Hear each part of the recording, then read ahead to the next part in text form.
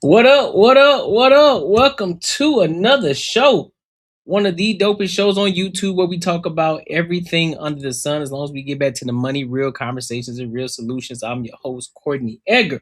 What is the word, my good people? How y'all feeling? How are y'all feeling? Let's make sure that we got everything going. Can y'all hear? Can y'all hear?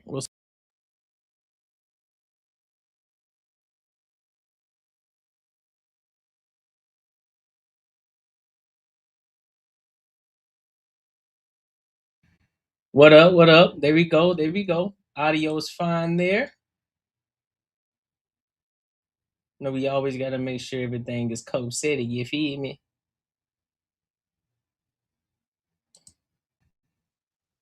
Let's make sure y'all can hear everything that's going on. What up? What up? What up? What up? What up? Boy, it's out. What up? What up? What up? What up? We testing everything out right quick, y'all. We testing everything out. All right, that's working. That's working. We good there. We good there. Internet coming through. So let's test that out really quick.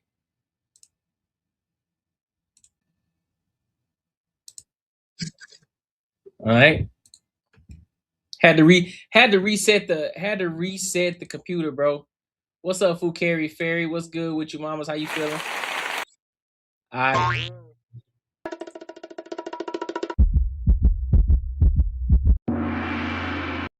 All right, cool. We good. We good. Now we can lock in. Now we can lock in. Listen, welcome to the Courtney Edgar Show where we talk about everything under the sun. As long as we get back to the money, real conversations and real solutions. Conversations and real solutions. I'm your host, Courtney Edgar.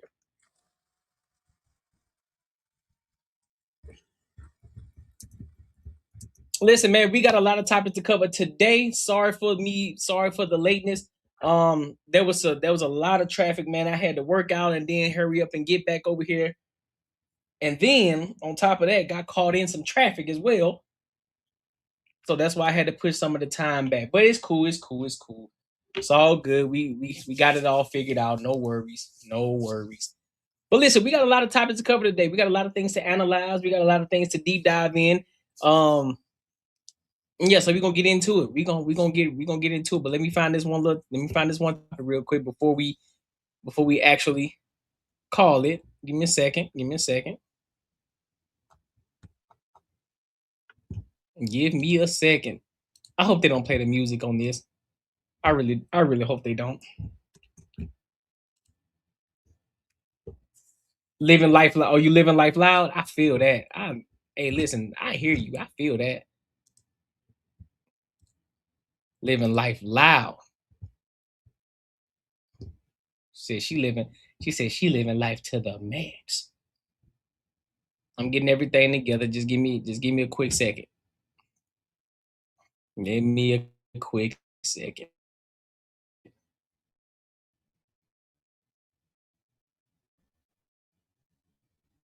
That's good. That's good. That's good.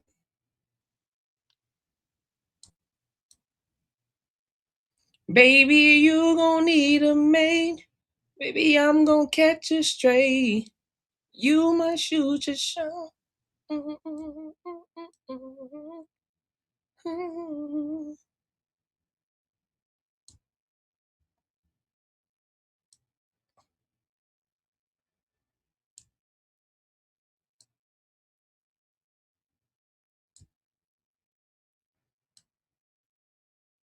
I don't know if I want to talk about that one. I'm gonna put that down here just in case. We'll see. All right. Do I got anything over here? Got you. Got to go. Yeah, you got to go 11. Hey, listen, I'm with you. I'm feeling that all day long. I'm with you on that one all day long. Do you got anything here? I'm gonna be quick. I'm gonna be quick on this topic. I don't even want to spend that much time on this one. So look, let's go ahead and get into these topics. I got everything figured out now. I got everything straightened out. So let's go ahead and get into these first. Let's go ahead and get into this first topic. So y'all remember a couple days ago? Well, I think a couple live streams ago. Matter of fact, I think it was either Sunday or last Wednesday. Well, we talked about Courtney Claney, right? The girl who, the OnlyFans chick who ended up unaliving her boyfriend, who was down in Miami. Well, guess what? She got her sentencing. Her sentencing. And then we're gonna dive into that. We're gonna give our thoughts and opinions. So, with that being said, let's go ahead and rock out.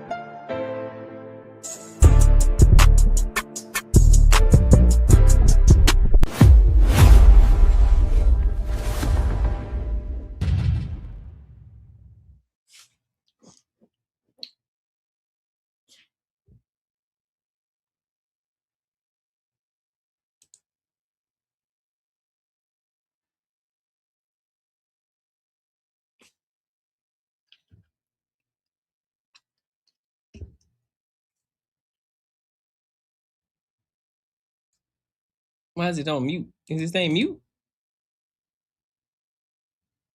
Okay, so I know I wasn't tripping. I was like, I know I ain't tripping.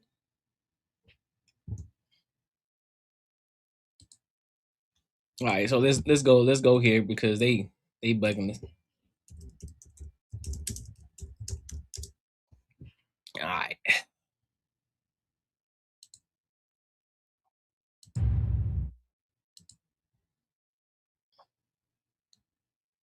Here we go. Let's go here with it. In exchange for the, I understand you wish to plead guilty to manslaughter in exchange for the plea that was read into the record a moment ago. Has anyone, including your own attorney, promised you anything other than that? Has anyone forced, threatened, or coerced you to accept a plea at this time? Are you pleading guilty because you are in fact guilty and you believe this plea is in your best interest? To the charge of manslaughter with a deadly weapon, I'm sentencing you to 6 years in the state prison with all applicable credit for time served, followed by 5 years of reporting probation. What? Yeah. Man, look at man, hell no. You to accept a plea at this time. Are you pleading guilty because you are in fact guilty and you believe this plea is in your best interest? To the charge of manslaughter with a deadly weapon, I'm sentencing you to 6 years in the state prison with all applicable credit for time served, followed by 5 years of reporting probation. As a condition of that probation, you will complete a mental health evaluation and all required treatment deemed necessary.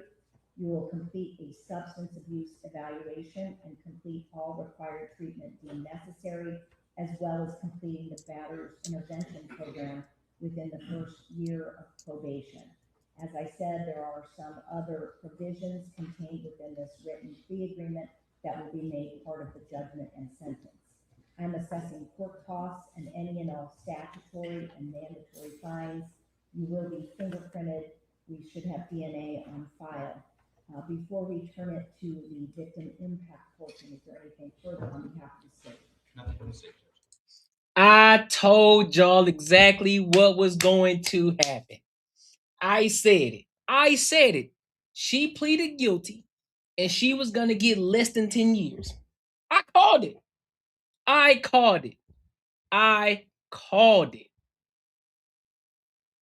I called it. I knew what was going to happen. She already served 4 years already. And they was going to give her pretty much, that's pretty much a slap on the wrist. Slap on the wrist. She already got time served. Of course, that's why she pleaded guilty, because if she didn't plead guilty, she would have got more time. So the lawyers, they did what they were supposed to do. Like, listen, if you plead guilty to it, you already did 4 years served. They can give you less than 10 years. You already got 4 served. You get 6, guess what? You'll be right at shit. You already got your 4, so you ain't really got to do no more time. The rest you do probation. You know what I'm saying? You go to your little therapist joint, the psychiatric valve, get all that done. You straight. You back out in the streets doing your thing again. Cause all she gonna do is jump back on OnlyFans. All she gonna do is jump back on OnlyFans. What up? What up? I knew it. I knew that was gonna happen. Less than 10 years. What up? What up? What? It is what it is what it is. It is what it is. It is what it is, bro. You can't argue with it. I just know that I caught it because I didn't want to spend much time on that topic because I already talked about it. I already knew what was gonna happen. I already knew what kind of sentencing she was gonna get. Called it. Called it, called it, called it. But hey, make sure you like, comment, and subscribe for the algorithm, and make sure you hit the bell notification, and make sure you share this with your family and your friends. All right, so let's go to. Do we want to go? Let's talk about.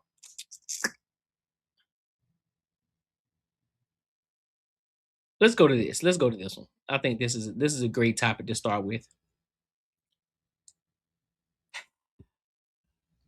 So let's analyze this topic right here. Former St. Louis area cop admits. I'm just gonna say admits. I'm not gonna say what else is, but let's go ahead and analyze this and let's try to figure this thing out. Let's try to mine this out. So without further ado, let's go ahead and get to it. Make sure you like, comment, and subscribe for the algorithm. Make sure you hit the bell notification if you want to become part of the free agents society. Make sure you tap into the Patreon. Link is in the description, and I will pin that in the comments as well. Let's go ahead and get into it.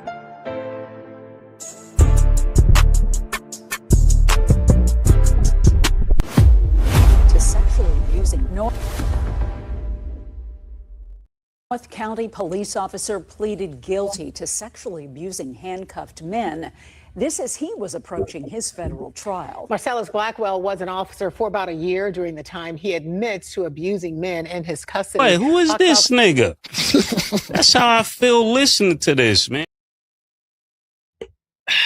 Investigator Chris Hayes is tracking this case and has been since it broke 3 years ago. And he joins us now with more details. Chris. Surely, Mandy, it seemed to take forever in court as prosecutors read through accounts of 18 men in handcuffs being sexually abused by a former North County Police cooperative officer. 36-year-old Marcellus Blackwell pleaded guilty to 18 counts involving kidnapping and depriving victims of. Look at this sassy demon.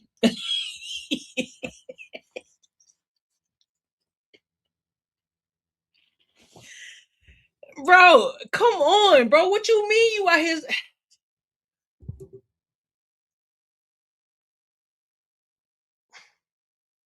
It's one thing. It's our listen, bro. You got three things going against you right now. You got three things going against you, and it's not helping the case at all. One, you're a police officer. Most people don't like police officers. I don't have a problem with police officers at all, but I'm just talking about the general public. They already got a side eye towards police officers. Two, you're a black man. And three, you a sassy black man as a police officer. And you got the nerve to be doing this to these men while they're handcuffed? Woo, boy, y'all be. Boy, it's hard to plead the case, dog. It is hard to plead the case. It is hard to plead the case. My Jesus. Their rights. It turns out he was doing this during a time we interviewed him for an unrelated report about officer recruiting. This was in 2023, shortly before he was accused of molesting men in his custody. A prosecutor read through. Oh, he looked like he's sassy. I'm telling you, he looked like a sassy demon. Each accusation, saying Blackwell turned off his body cam each time and recorded his acts with his own cell phone. Blackwell acknowledged his guilt without saying anything else. U.S. Attorney Thomas Albus came out to speak after the hearing. Sad day in a lot of ways. This frankly disgusting conduct that you heard recounted to Judge Lanahan that Mr. Blackwell did accept responsibility for. You know, we think of the victims today, and they were in a particularly vulnerable situation. Blackwell was coming up on his trial date, which would have meant those cell phone videos would be played to a jury. So it's not much of a surprise Blackwell took this plea. He's looking at a 30-year recommended prison sentence. Boy. And probably the people that he was arresting too, regardless if they did something, they probably got off. 9 times out of 10, they got off. So if he actually apprehended some people that were actually doing something wrong, they just got let off. They just got a free pass. Because he wanted to tickle people's fancy.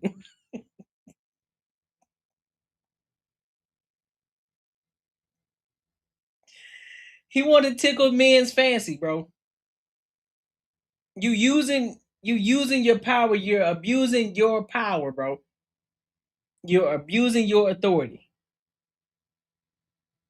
Y'all talk about how hard it is for the black men, how hard it is for the ABC community, and then you got individuals like this who committing acts just like this. Now, of course, us with common sense, we know that it ain't everybody. But it's the ones that get highlighted. It's the ones that get highlighted. And it's like, dog, for real? You out here like that. You cutting body cams off as if ain't nobody gonna have questions about that. As if that's not gonna come back somewhere and bite you in the behind. You apprehending people, so of course your higher ups, they're gonna ask you when you apprehended certain individuals, they're gonna want to look at the tape. Some people are gonna want to pull that footage. Okay, so where was the footage? I didn't have it on. Why? Why you didn't have the footage on? Why you didn't have the camera on? Now you got to make up a whole lie, and you got to keep up that lie throughout your entire career.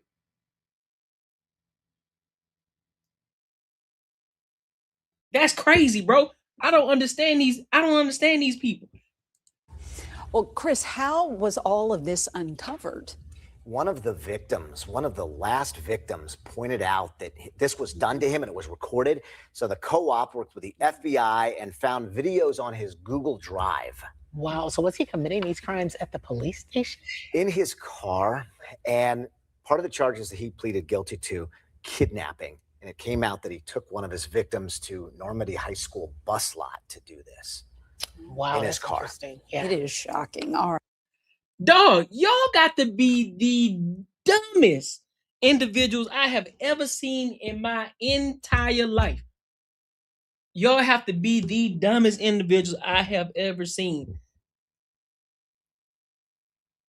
You turn the camera off, the body cam off, to turn on your phone and record it. What you recording it for?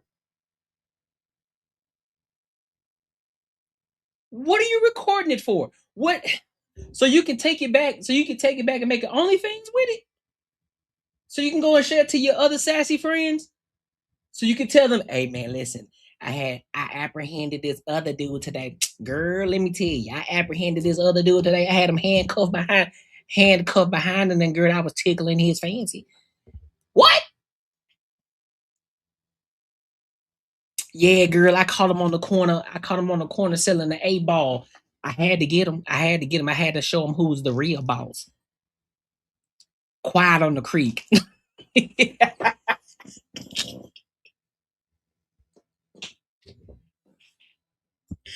I told him to keep quiet on the creek.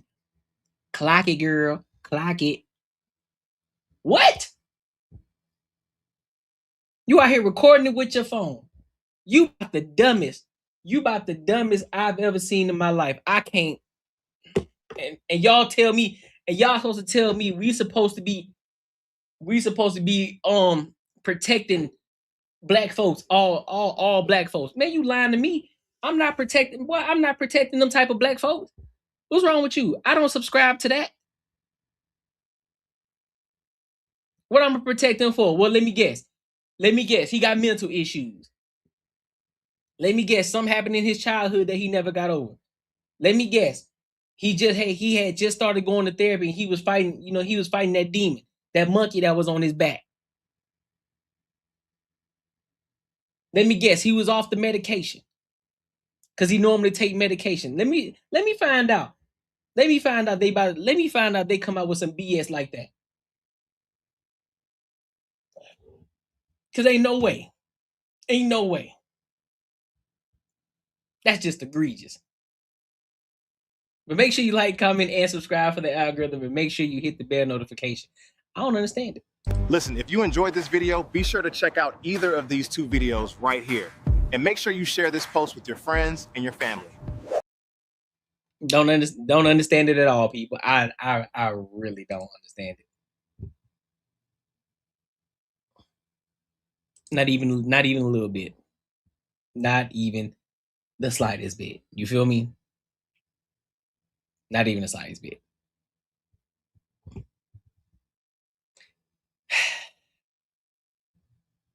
Do I want to get in? Let me see. Do I want to go into this one?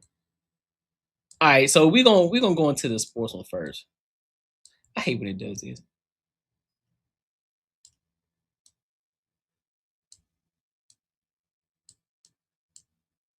Anyway, let me see what we got. Hey, you lying? Listen, you lying to me? For real? You lying to me? You lying?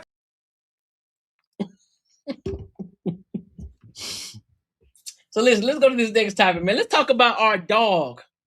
One of the best to ever do it as a point guard. He is retiring, and that future legend is Russell Westbrook, man. Let's analyze this. He had a great 18 years in the league, doing phenomenal things, and he just announced his retirement. So we want to go ahead and get into it, and then we're going to give our thoughts and our opinions. So let's go ahead and rock out. Every museum has a curator, and every exhibit, they have a story. But some stories don't need someone to tell them. They just speak for themselves. So tonight, I'm not going to tell you what any of this means. I'm just going to show you. And I'm going to ask them a few questions along the way, not because I expect an answer, but because some things deserve to be asked, even in silence. This one's from the inner city of South Central. Before any of it, before the triple doubles, before the MVP, before anybody outside of Los Angeles knew his name. Because why not? This was the next chapter. The Sonics made him the number 4 pick in 2008. No one in OKC could have told you what he'd become. And this is the one people point to, like it explains everything. It doesn't. Well, not really. Russ, what kept you going all those years? What made you get back up night after night when the whole league had a highlight reel of you falling down? Yeah, I figured that. You know, people forget. Nobody knew who I was. Nobody knew who I was. Before he was a walking headline, he was just a kid from inner city LA who could jump higher than anybody had a right to. Somewhere between the dunks and the draft classes, he became something else. Not just a player, a personality. A meme before we even called it that. A husband, a father, a guy in a kilt at the net, daring anybody to say so. What did winning mean to you? I mean, really? No, not just the trophies. The actual feeling of it. Some things you don't say. You just play them over and over until everyone else understands too. Because why not?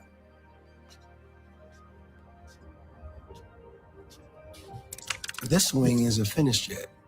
That's not a mistake. We left it this way on purpose. Because whatever's next, the mentorship, the foundation, the kids who are going to grow up wanting to move just like he did, that part hasn't been built yet either. Were you ever afraid of what happens after the game stops needing you? This swing isn't finished. Neither is he. And that's the point. Last question. Now that you decided to step away from everything on your own terms, what are you the most proud of?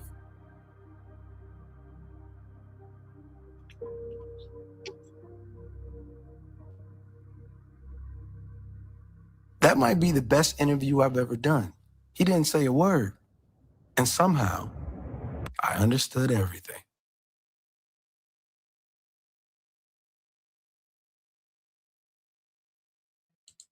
That's dope, bro. Hey, listen. Shout out to Russell Westbrook, dog. Listen, shout out to Russell Westbrook. I don't care what no one says. I don't care what anybody says. There's nothing that you can convince me of. There will be no Russell Westbrook slander on the Courtney Edgar show. You would not hear anything from me in that regard, simply because I 110% believe he is one of the best point guards to ever do it. And you can't convince me otherwise. Most electrifying. Broke all of Oscar Robinson's broke Oscar Robinson's record. You feel me? Now I know some of y'all LeBron haters. Y'all want to so bad say that LeBron messed his career, but no. LeBron didn't mess his career. LeBron ain't have nothing to do with him. Right? He had a fantastic year. We already knew he was on the brink. We already knew he was on the brink of retirement. I knew he only had a few more years left after he got traded. After he got traded off to after he got traded after the Lakers. I said, yeah, he ain't gonna be that long. Then he went from the Lakers to the Nuggets to the Kings. I said, yeah, it's over with. He finna quit. He gonna quit while he ahead. He gonna go ahead and quit while he ahead. It's the best while he was at the peak.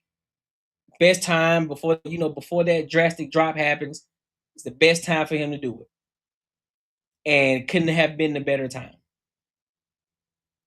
So I'm definitely in agreement with him. It's crazy though how he came into the league before LeBron, and LeBron's still here. but no. In all seriousness though, man, shout out to him. Congratulations. Had a outstanding career. I don't care what anybody says about Westbrook. Will forever be one of my favorite point guards. Will definitely be my top 5.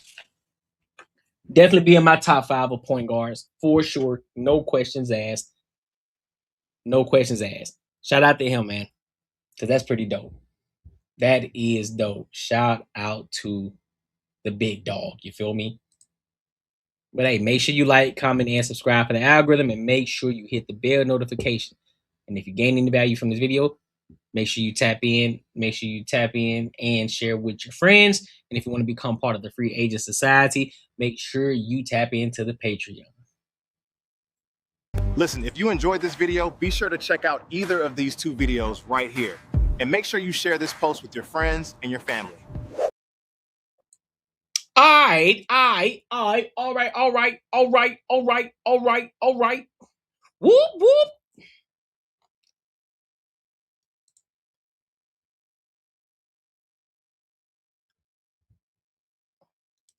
What we looking like? LeBron on Demon Time. He got a whole son playing and won't stop. That's a fact. LeBron said, I honestly think this might be his last year. This might be Bron last year. 100%. 100%. Well, look, let's go ahead and get into this next topic. Let's go ahead and get into this next topic. Let's talk about Stephanie White. The Indiana Fever's head coach. I want to analyze this topic because she is standing on business. And she's backing her players up from what I've heard, right? But we're going to dive into it, and then we're going to give our thoughts and our opinions. So make sure you like, comment, and subscribe for the algorithm. Make sure you hit the bell notification. Let's rock out. No, I'm going to start today. This isn't necessarily for those people that are in this room. This is more for an online community that's trying to create narratives that simply don't exist. Trying to create a fabrication or distortion of who I am, of what I'm about. our players' success, our players' health and wellness, our players' safety is always a top priority for me. One of the things I pride myself on is my relationships with players. For those who have anything to say about the play in the last game, I didn't see the play in real time. I went straight to a press conference. I thought the play got called right. Thankfully, Sophie's okay. Was it egregious? Absolutely. When you have a chance to watch that over and over and over on replay, you can see that. I didn't have that in real time. Were there any? I take personally any suggestions that I don't 100% always have my players back. I ride with them 10 toes down all the time. I don't see nothing wrong with as of right now. I don't see anything wrong with what she's saying. As a head coach, you're gonna rock with your players. You're gonna make sure that you got your players back. That's what you're gonna do. What are y'all expecting her to do? Unless her player did something outrageous that hurts the actual brand, that hurts the actual team, that hurts the overall morale of the team, she gonna have her back 1,010%, regardless of what her politics, regardless of what Sophie Cunningham's politics are and what her beliefs are. She gonna back her up. That's what you're supposed to do. I don't know why everybody's making this such a big thing. That's what you're supposed to do. What am I missing? What are y'all expecting? What are y'all expecting from the coach? What type of accountability is she supposed to? What type of accountability is supposed to be? Are y'all expecting her to be in the outrage? Are y'all expecting her to be in the outroar, an outcry? Like what are we doing? What are we doing? All the time. They know that. It's a shame that we can't have an opportunity to talk about what great basketball they're playing. Because they are playing. Well, hold up. While I do agree, all right, hold on. Give me a second. While I do agree, what up, my dog? While I do agree that they should be focusing, on ball, putting the ball in the hoop. That's what they should be focusing on. However, we understand what's gonna bring the visibility, what's gonna bring the views, what's gonna bring the eyes to the court, and that's the off-court antics or the so-called drama that starts on the court. Because let's be real, the real views are coming from what Sophie Cunningham is standing on. Her view in regards to trans men being in sports. That's the big talk. Across all media platforms. That's what everybody's talking about. Ain't nobody talking about how somebody got crossed up. Ain't nobody studying them highlights over there. Let's be 110% clear about that. While we supposed to be focusing on that, we're supposed to be focusing on them hooping. Ain't nobody checking for that for real. If I'm gonna be 110% honest, this is not a shot. I'm just saying, nobody's really checking for the WNBA when we talk about hooping. Just saying.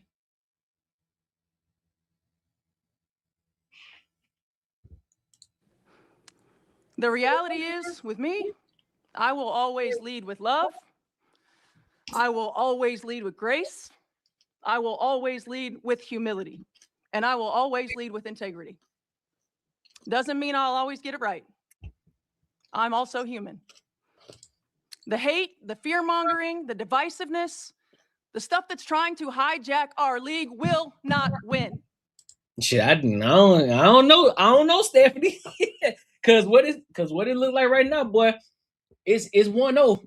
It's 1-0 right now. It's 1-0 right now because I'm telling you, the reason to visit. Let's take it back. The real visibility came. Let's be 110% honest. I'm not finna sugarcoat it. The real visibility started when Angel Reese and Caitlin Clark got into the league. That's when the real visibility started. Because again, it started from the championship game.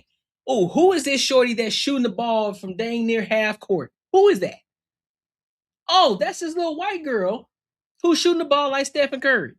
That's what it was. And then when they end up playing Angel Reese, because let's be honest, wasn't nobody checking for Angel Reese until that game. She did the whole when she did that BS, and then all of a sudden it was the rivalry between the two. And now everybody was talking about, oh, Caitlin Clark and this, that, and the third. Angel Reese is the reason. You know, that whole back and forth BS. Then they get into the league, and then everybody was going at Caitlin Clark head because they was like, well, you just ain't gonna come into the league. We ain't gonna give you that respect. Cool. That's how that I get it. Basketball haze. Listen, welcome to the NBA, welcome to the WNBA, welcome to the professional leagues. Understood. And then more things started to happen. Now you started to talk about women wanted to get paid more because they thought they was actually getting some motion. You ain't getting no motion. You ain't making no money for real. Because then they was talking about the big television deal that they were supposed to be getting, and I think they ended up getting it. But guess what? You still operating. You still barely operating how you supposed to operate. And guess what? You still subsidized by the NBA. So you really ain't doing nothing for real. And then you started to add political views. You started to bring political views in because, you know, you talk about the ABC community. You talk about all the you having all these outside antics about relationships in the WNBA, people who dating who in the WNBA, like that's supposed to matter. Ain't nobody, don't nobody care. Don't nobody care. Then y'all get mad at guys like Michael Porter Jr. when he's talking about like shorty, like ain't nobody trying to watch the WNBA for real. Then y'all get upset about that.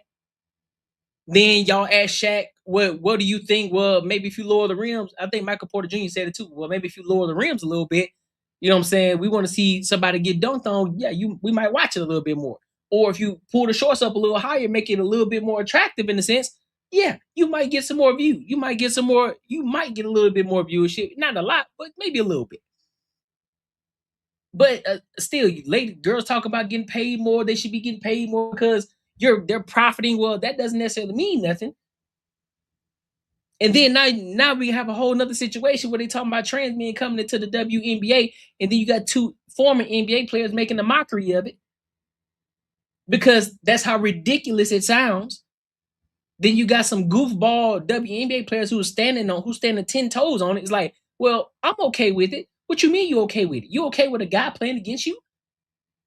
You do understand that that's going to be your detriment, correct? You do understand that, right?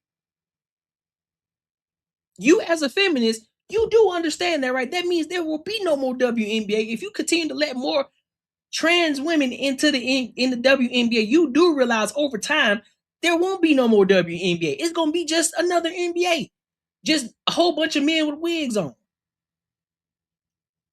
a whole bunch of Joanna mans playing ball. That's exactly what it's gonna be. So it's basically gonna be two NBAs. Because y'all gonna eventually get pushed out because y'all won't be able to compete. You won't be able to compete.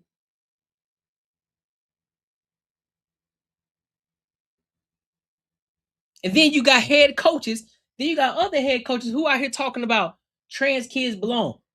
Why are you pushing that? Why is that something that y'all wearing in public? Why is that something that you pushing at all? Why y'all involving the kids in this?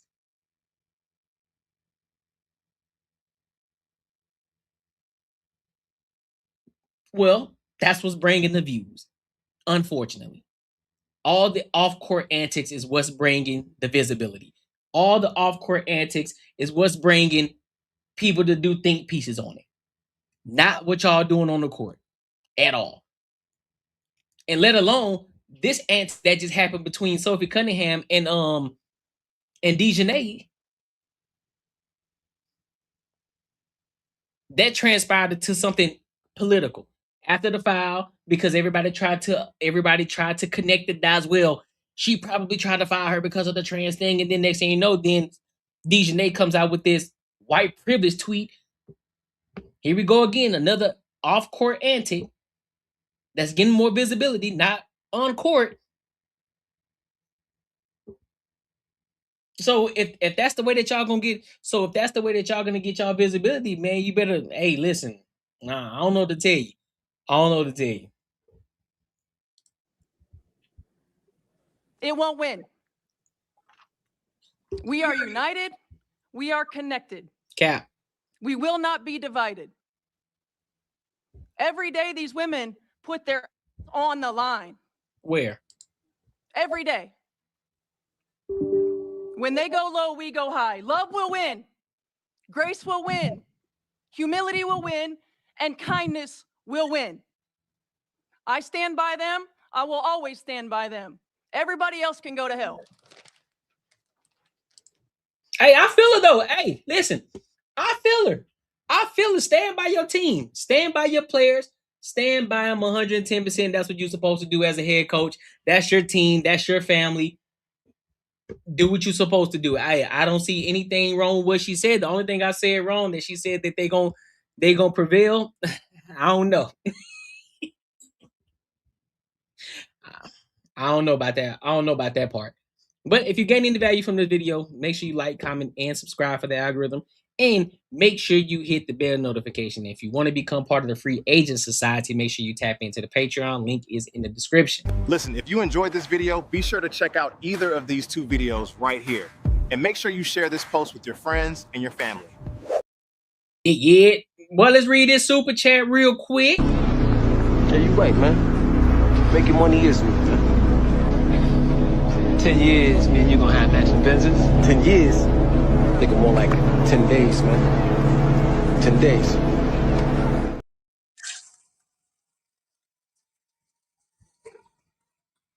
Shout out to my dog Spaces for the $5. He said, I would bet my year's salary that if you give me half the time to prepare to play as Angel Reese has, I will wreck any WNBA player DEI at his finest. Hey, listen, that's a fact. That is a fact, big dog. I'm in 110% agreement with you. Listen, it wouldn't take me long to get back in it at all. It wouldn't take me long to get back in. Oh, I'm going to work on all the guards. I'm going to work. I'm putting everybody in the blender. 110%.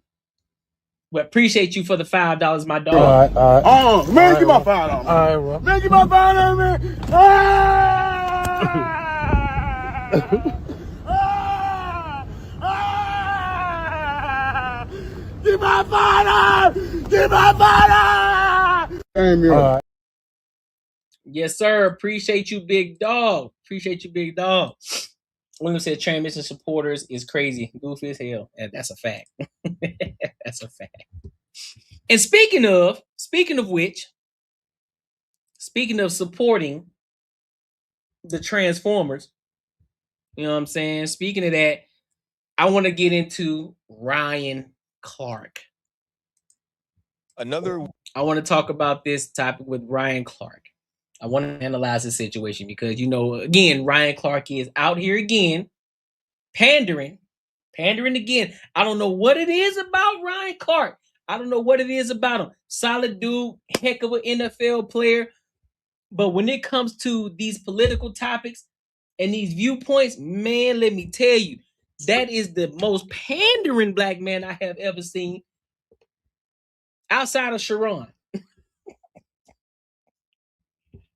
But, dog, I don't know what he be on. I don't know what type of timing he be on, dog. But let's go ahead and get into it. Let's analyze this topic, and then we're going to give our thoughts and then give our opinions. So let's rock out.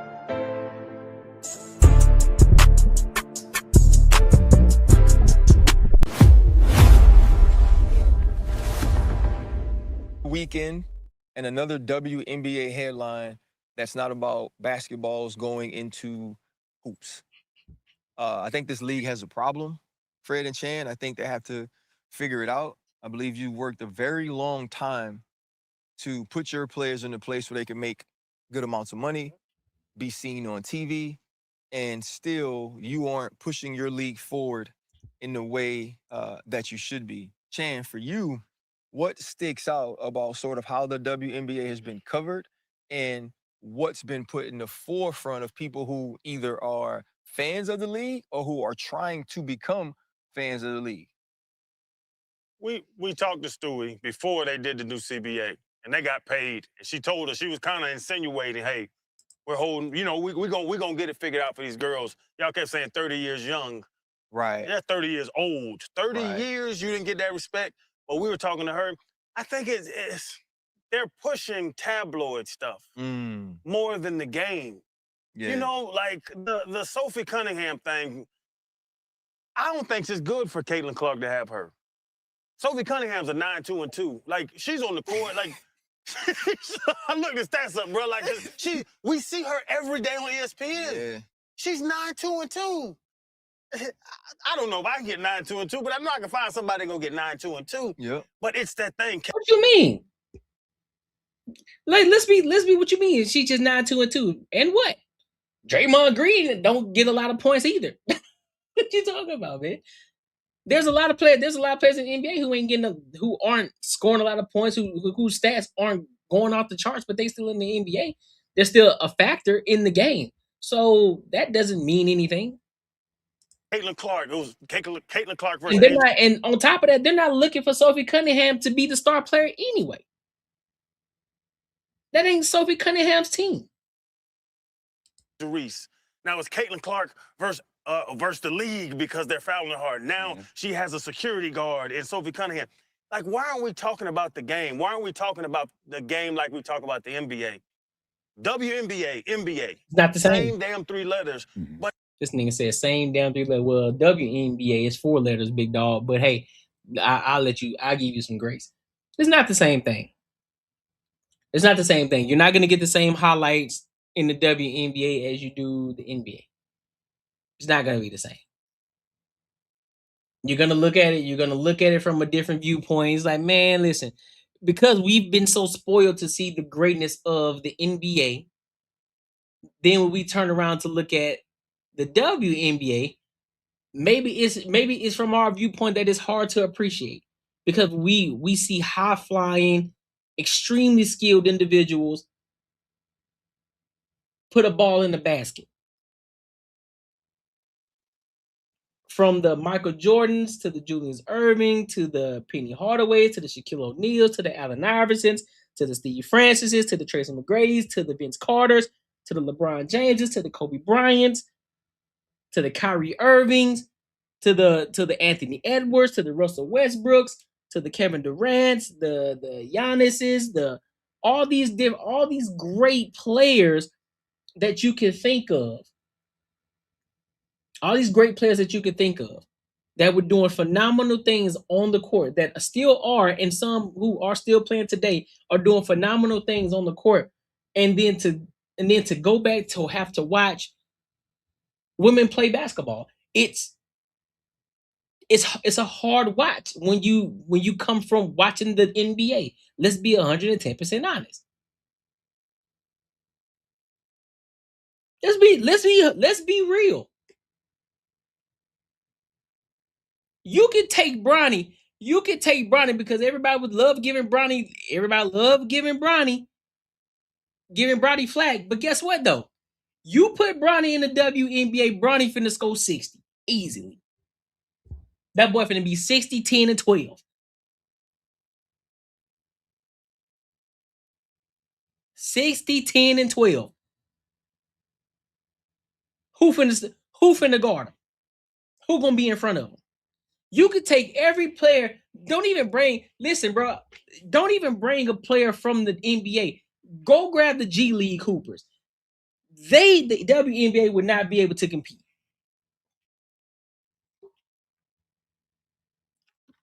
It's gonna be a high school game. Score gonna be 100-20 on me.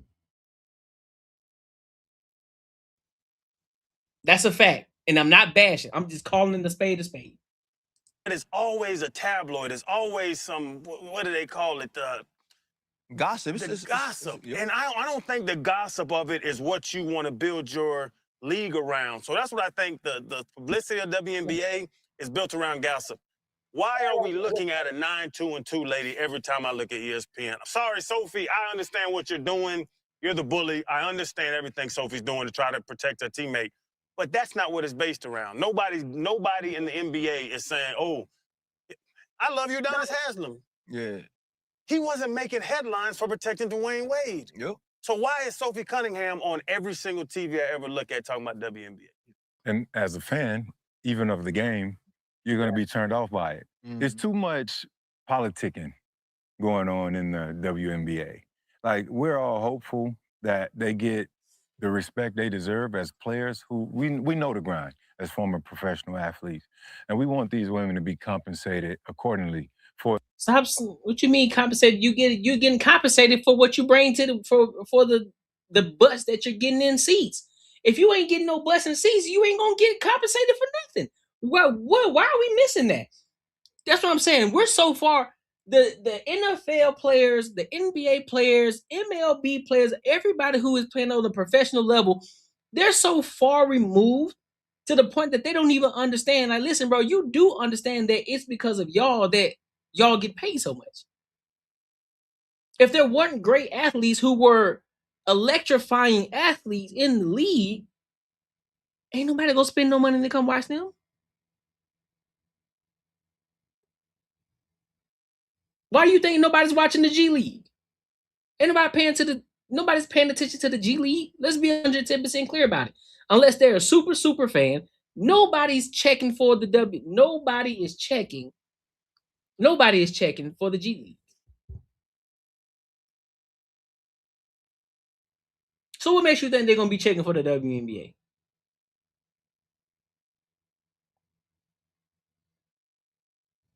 Come on, man. The work and the sacrifice that they put in. And we've had many players on here, we've had that same conversation. But when the media can help you in one light because they need the TV rights and the TV deals too, increase their pay.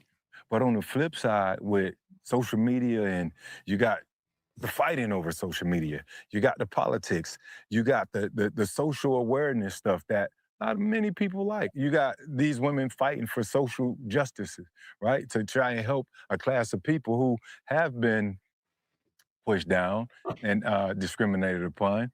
But not everybody want to hear that. And sometimes the people that help pay your bill or help increase the money that you're bringing in, those people aren't supporting the league a lot of times. So I just think it's a slippery slope that these women are on because enough is enough. And, you know, if something's on television and I hear this person saying the same old stuff that I don't like, I'm gonna stop watching. It ain't necessarily about their talent because they're very talented, but sometimes it's the message and the perception that's presented by it. Cap. Whereas, you know, you can lose fans. And if you lose fans, you lose pay. And then now it's red flag behind the league. Like, is it gonna be around? You know, I don't know how much longer, but that's one of those questions. But that's BS though. Come on, Fred Taylor. Come on, man.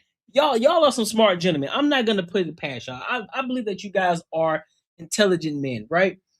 But y'all are being very disingenuous right now. You're being very disingenuous. You're trying to compare the NBA type of players to the WNBA.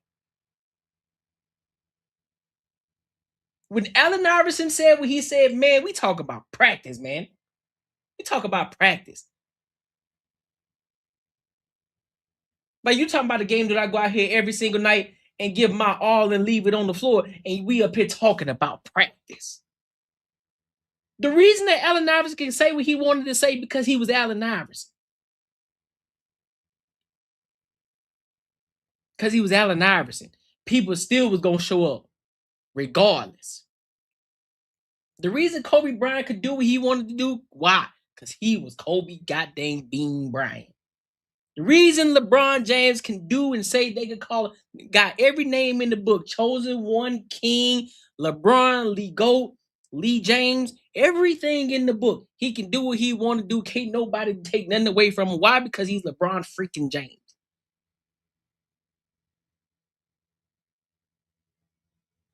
Anthony Edwards can do whatever he want to do at this point. Why? Because he's Anthony Edwards. His game speaks for itself.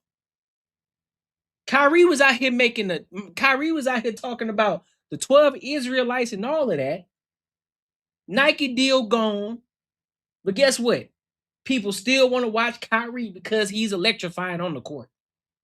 What we talking about? And guess what? Y'all still watching them. Y'all still watching. You ain't turning off the TV. You're not saying, oh, man, I don't like that, man, political views, man. So, man, let me cut the TV off. I ain't finna watch that. The reason why it's easier for you to cut the TV off on somebody like a Sophie Cunningham, because they aren't as electrifying. They don't bring the highlights to the game. That's why it's easier to cut off. That's why it's easier to turn your back on. So they have to come with something extravagant, way off the map, in order to get y'all to get the views over here, in order to get the visibility. That's why. Come on, bro. That'll kind of come. Yeah, I think Kathy Engelbert has to start as the commissioner to look at this thing from a professionalism standpoint when it comes to the WNBA, which in my opinion was started with her and her dealings with the WNBA and their union as they were trying to get some of these deals done. The way she treated them. Nafisa Collier had to come out and say, okay, this is the way that I was responded to. I think that was the first black eye. But then you do this deal after 30 years, and now they are getting paid to be professionals, and you do have the TV contracts, and now you're putting yourself in a position to uplift this league, right? For this league to truly ascend in the eyes of the viewers, in the eyes of the fans, and then every week is some bull crap, right? We're seeing players who don't even average 10 points a game, and every day that's who's on your networks or on your TVs and answering questions and starting back and forth about things that aren't basketball. What should be being talked about in this league is the Minnesota Lynx and Olivia Miles, who's come in as a rookie and taken over the league. And now Nafisa Collier is back, right? Kayla McBride hits 10 threes over the weekend. Talk about that. You know, talk about the Golden State Valkyrie, who now with Gabby Williams is a team that's there in second place. Don't nobody care. That's the point. Don't nobody care. We seen Shorty but hit a 50 ball. What was her name? McBride. Shorty hit a 50 ball. But ain't nobody talking about it because it's not electrifying. We've seen it before. That's nothing. Anybody, bro, listen, bro. I'm not finna. We seen a Klay Thompson hit a 50+ ball, not even putting the ball on the ground.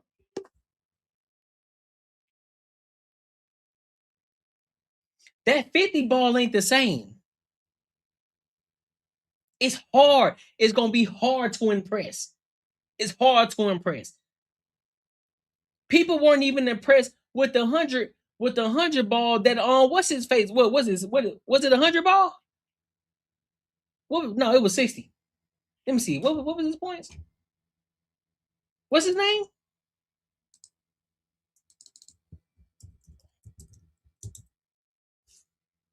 Let me see. What was it?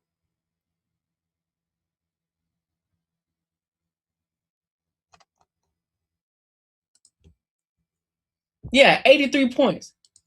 People weren't even impressed about Adebayo's 83-point game. Everybody, because it wasn't electrifying like a Kobe. Considering the fact that he 83, Kobe had 81, people still look at Kobe's 81 far different than they did Adebayo's. So what makes you think that McBride's 50-point ball gonna make people say, oh my God, I need to go watch the WNBA, or they over there going crazy? No. It's like, oh, okay, cool. Cool story.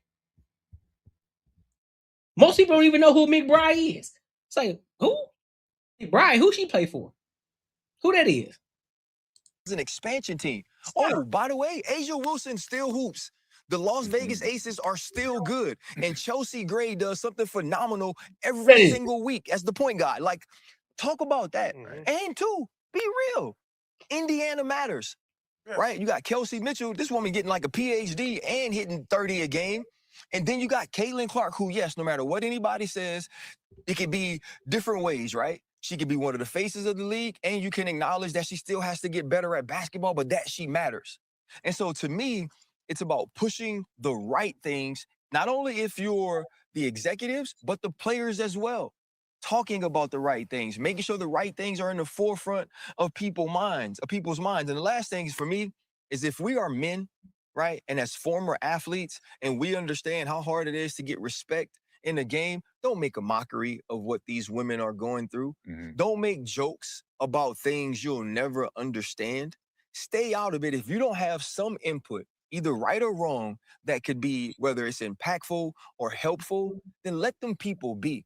Because dudes who can no longer play, who want to make jokes about something that is incredibly serious, are absolute clowns. Yeah. This is where you jump off the rails. And this is where Ryan Clark continues to drop the ball. This is where he continues to miss the plot every single time. Those two individuals, Royce White and Inez Freedom Cantor, or Inez Cantor Freedom, they did that to show the hypocrisy on what's going on. They did that to show how ridiculous it sounds, regardless of you guys laugh at it or you may take it as mockery. But what y'all fail to understand is this. And they're making the point, if you just sit back and stop getting your emotions all the time and really pay attention to what it is that they're doing, you can clearly see that they are two men that played in the NBA. You can go and do your research. They made a mockery of it because now they're saying, okay, so based off of your rules, I'm gonna enlist in the draft. I'm gonna put my hat in the ring. I want to play in the WNBA. And they made a mockery of it. They made a mockery of it because, hey, well, if you say that trans men are welcome into the WNBA, well, then I'm a trans man. And who are you to tell them that they aren't? How can you prove that they aren't? See what I'm saying? And so therefore, then that's when you have to start diving deeper and start analyzing it different. Looking at it from a different perspective now. It's like, okay, well, all right. Well, how can you tell me? Well, how can you tell me how I feel? How can you tell me that I'm not one? How can you tell me that I don't feel as if now I had a heart to heart and I feel as if I feel as if I'm a woman now. How do you not know that? But see, then when you start to pull the onion back, now you got to dive a little deeper. Okay, so say that these men say that they are women, right? And they get into the WNBA. Then how would that work? How would the locker room work? Now you're opening the door for more cases. Because now you're going to have men who are going to fake it, who are going to fake being, because they got kicked off of the G League or they got kicked out of the NBA. Now they want to go to the WNBA and still be able to play ball because guess what? They believe that they can be a valuable asset, right? So therefore they're gonna go to the WNBA. They're gonna play. Now listen, I'm willing to take the pay cut. I just want to play ball. Bet. I'm just gonna say that I'm a woman. You can't tell them that they aren't, right? Because you can't prove it, right? So how can you tell them that they don't believe that they're a woman? And then they say, no, now they get in the locker room. Now they back a man again. Now they doing egregious things. So now you're opening up the door for more cases. That's the point that being made. But y'all are so quick. Y'all want to be emotional and y'all swear that y'all so feminist or y'all some real deal feminists and you're missing the plot. What any man would do, especially the feminist men, especially the men who claim to be feminist men, y'all should be the main ones that should be sitting up here saying, hey dog, no, because I believe in women's rights. Women's biological women. What does that mean? The women who can actually have babies, the ones who insides are made and prepped to be for children. Not the ones who say that they are one and they really ain't one. They weren't born a woman. We're talking about the actual biological women, right? So therefore, if you are the feminist men, if you are the men, the feminist men that you claim to be, the last thing that you need to be doing is agreeing with what they're trying to do in regards to allowing trans men into the WNBA. That's the conversation that you should be having right now. Instead of worrying about somebody making a mockery, you should have dove deeper into the topic and the conversation. Man, but you should be making a mockery, man, because what these girls are going through, what they're going through is a bunch of BS. And all they got to do is advocate. All they have to do is not advocate for it. Say, no, we don't want that. Sophie Cunningham is doing it. That's why she's getting the views. That's why she's getting the visibility versus everybody else who wants to sit back, not say anything. They want to sit back and just play ball. And that's cool that you don't want to get into the politics. I understand that. But somebody is. And so therefore, that's why the coaches need to stand up for it. You already got one coach who doing it, and they doing it. They're on the opposite side of the damn opposite side of the fence.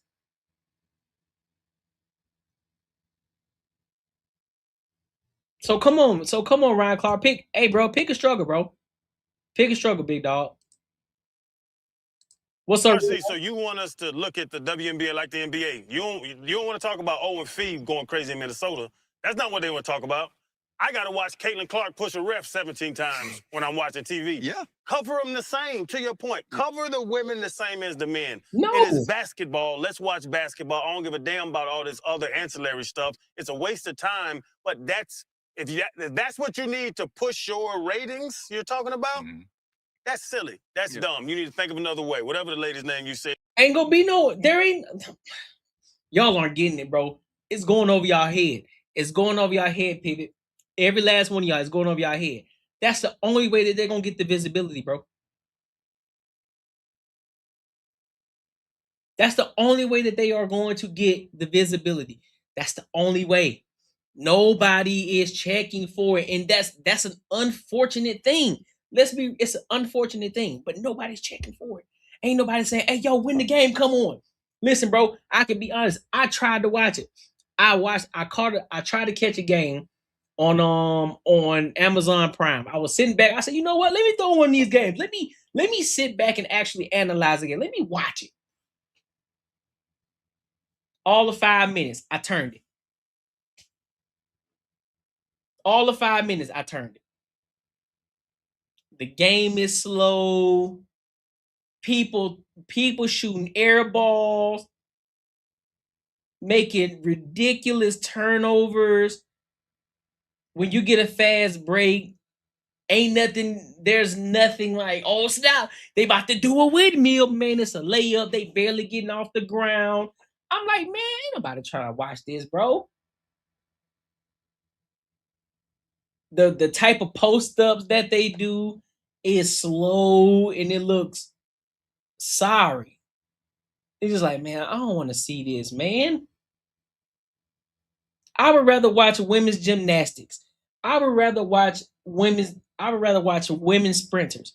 I would rather watch women's volleyball. That is so much more electrifying, so much more fun than to watch the WNBA. I'm surprised volleyball don't get more visibility than it does. I'm surprised gymnastics don't get more visibility than it should. It should get far more. That's what should be pushed.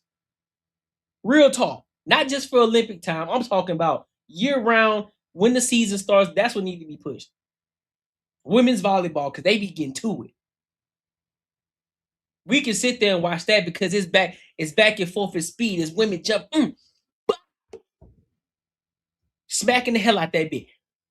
And they getting to it, volleying. Shorty's hustling. Come here. Boom. That's far more electrifying for me. But the whole WNBA, it ain't doing it for me, dog. It ain't doing it for me. That's what I'm saying. Not even the women who are talking about their feminists and the ones who support the ABC community, they're not even going to the games to watch it. The game is supposed to be packed with straight women. It should be 95% women. It should be 95% women in there watching that game.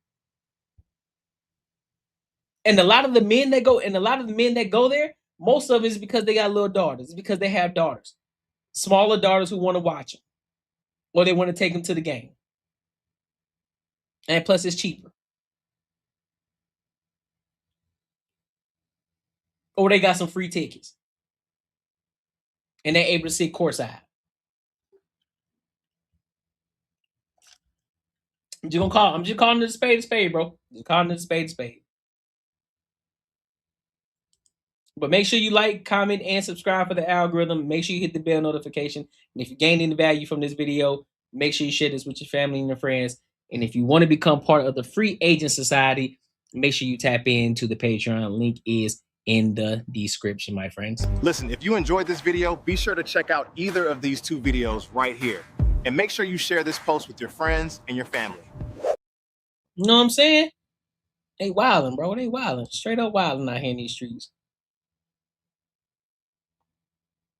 Straight up wildin'. Speaking of sports,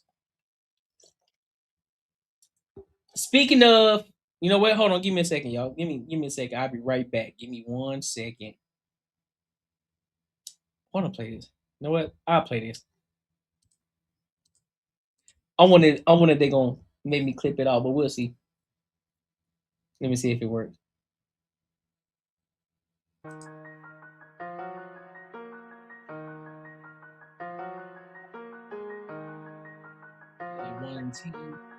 I'll be right back. Give me a second.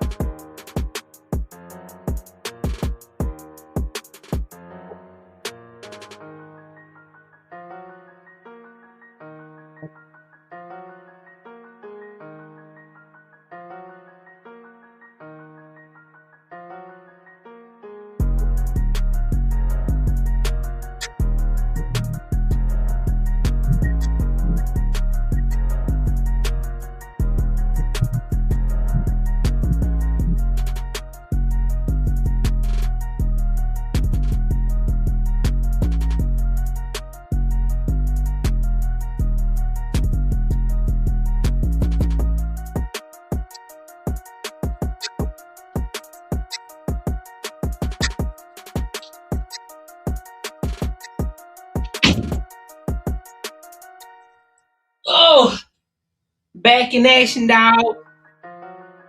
Ugh.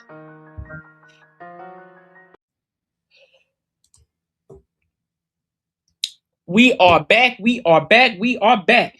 So now let's talk about this Munyon. Since we already talking about since we're talking about sports, talking about now we're gonna transition over to the NBA.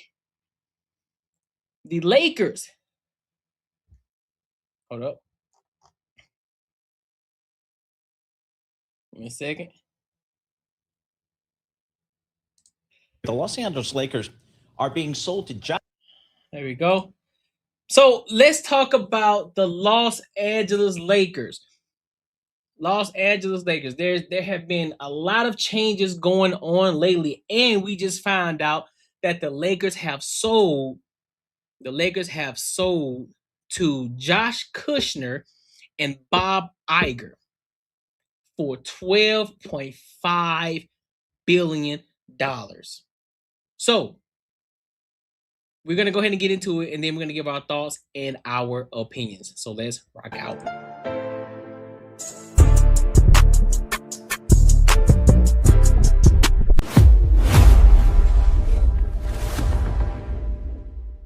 Los Angeles Lakers are being sold to Josh Kushner and Bob Iger, former CEO of Walt Disney Company, for $12 billion. This is according to ESPN. They're citing multiple sources. This Iger-Kushner group pivoted to make an offer to the Lakers from Mark Walter, who purchased a controlling interest in the team last year. Let's get some more reporting on this. I was not really expecting this deal at all, but that's a big number. That's a lot of money. That's Randall Williams. Great He's team, used to big numbers. I mean, Randall Williams, he's the business of sports. He knows what's going on out there. Randall, talk to us about this deal. I didn't know the Lakers were necessarily for sale. So before we begin, if you see me texting, it's because I'm learning details. And, confirming breaking everything. news. But it is absolutely huge news. It's a shock to the sports world to see a franchise like the Lakers turn over. I believe they sold in 24. I don't think it was last year, but to see them turn over twice and add $2 billion in valuation is absolutely shocking. I've also confirmed that they are being bought. Of course, Joshua Kushner owns a stake in the Miami Heat as well. That will need to be divested. And he also had an interest in NBA expansion, specifically in Las Vegas. That is obviously going to be abandoned now as well. What about, apparently Mark Walter owned the LA Lakers before now. Did he want to sell, or is the number just really big? What happened?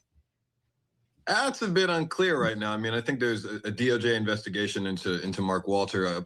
There was another report that I saw that said he had health issues as well. But it's unclear as to why Mark Walter, who just bought the Lakers for $10 billion, would flip this prized asset as quickly as he did. So so let me go ahead and put this out here right now. I do not believe it's because LeBron James left. I don't believe it has anything to do with LeBron James. I know y'all LeBron James haters always want to find a reason to blame LeBron James for something because y'all hate the man so much. That ain't the case. Now, they're saying that there is a DOJ out. Could be health reasons, right? That's a possibility. But we don't know. It ain't confirmed. But how I'm looking at it and how I'm analyzing the situation, I don't think that's the case. But I'll give my thoughts on it. I'm going to let them continue to keep talking. He did make $2 billion. Yes, he did make enough It's profit. not a bad deal. That's a good trade. Where's the money coming from? $12 billion is a lot of cash. It's a good question. I mean, obviously, Joshua Kushner has money that I don't know about. Bob Iger has made a pretty penny, being the Walt Disney CEO. But the exact financing is to be determined. It's just that an agreement has been reached. The Board of Governors of the NBA still has to approve of this, and so the financing is a bit unclear. But if they say that they've struck a deal, and there's no way that Mark Walter would sell to somebody who didn't have the cash, is what I'm. Interesting. So I want to go to this. So let me go to this other part. Let's see if we can get some more. Data on this. Bring some M&A news involving a well-known name, to say the least, courtesy of reporting originally from ESPN, although we do have a statement as well from the two people behind a deal to acquire the Los Angeles Lakers, of course, for $12 billion. Both Josh Kushner of the firm Thrive, right? Mm-hmm. Very successful venture capitalist. And Bob Iger, longtime CEO of Disney, former CEO of Disney, of course, in a statement saying and confirming that they have reached a deal to acquire the Lakers. The price according. So hold up, before they get into it. So Bob Iger and Josh Kushner, their original plan was for them to try to build another team out in Las Vegas. Now, when you look at it from that perspective, that's going to take a lot of man hours. That's going to take a lot of money. That's going to take a lot of marketing. That's just going to take a lot of time and effort and money sweat to get that up and going. Could it be possible? Yes, because you already got the Las Vegas. I think the Las Vegas Space. What's the name? The Aces out there, right? But that's going to take a lot of money. That's going to be a lot of money they have to put in.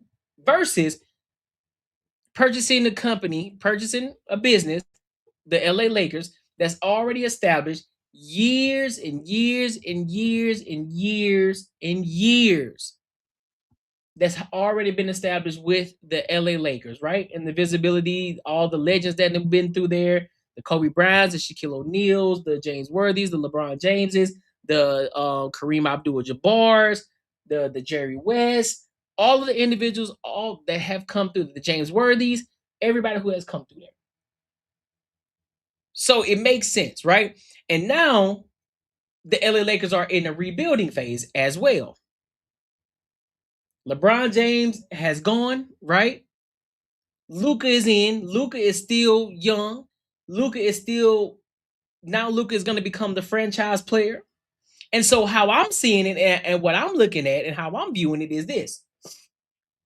What I see is that they're looking at this from a 10-year perspective. It's like, okay, I see a future in this.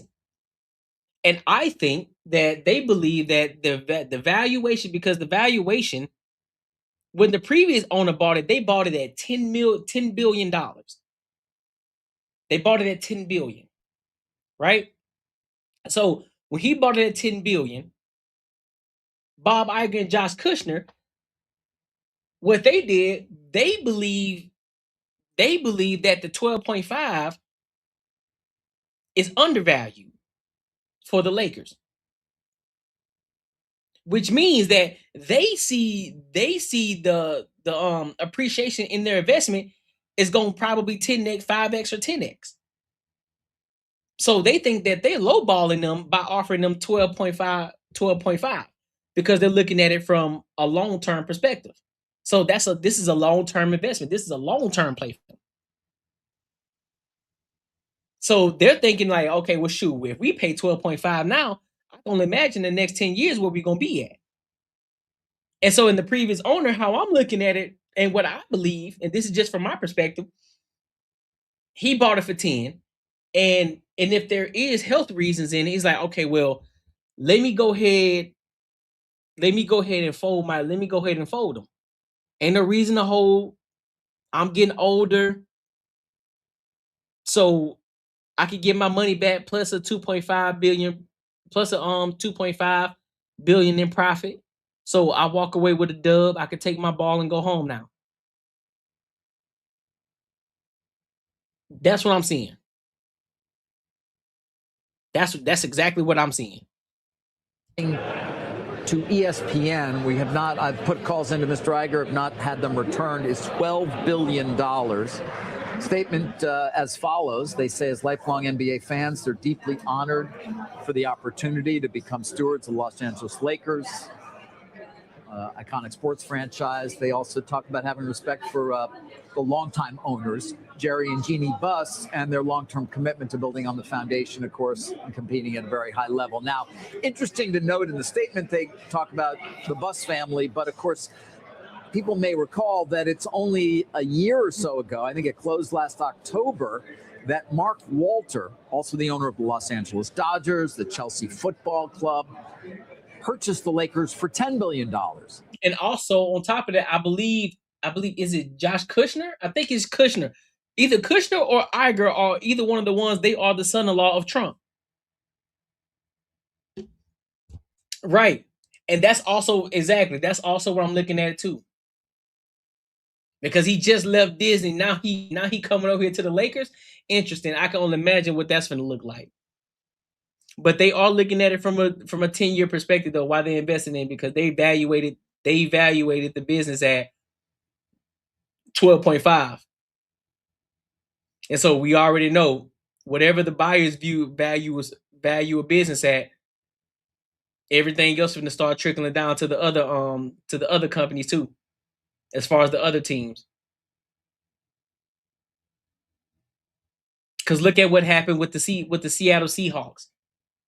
They sold their team for $9.6 billion, I believe, which is considered pretty steep. So therefore, I'm thinking that Bob Iger and Josh Kushner, they were like, well, shit.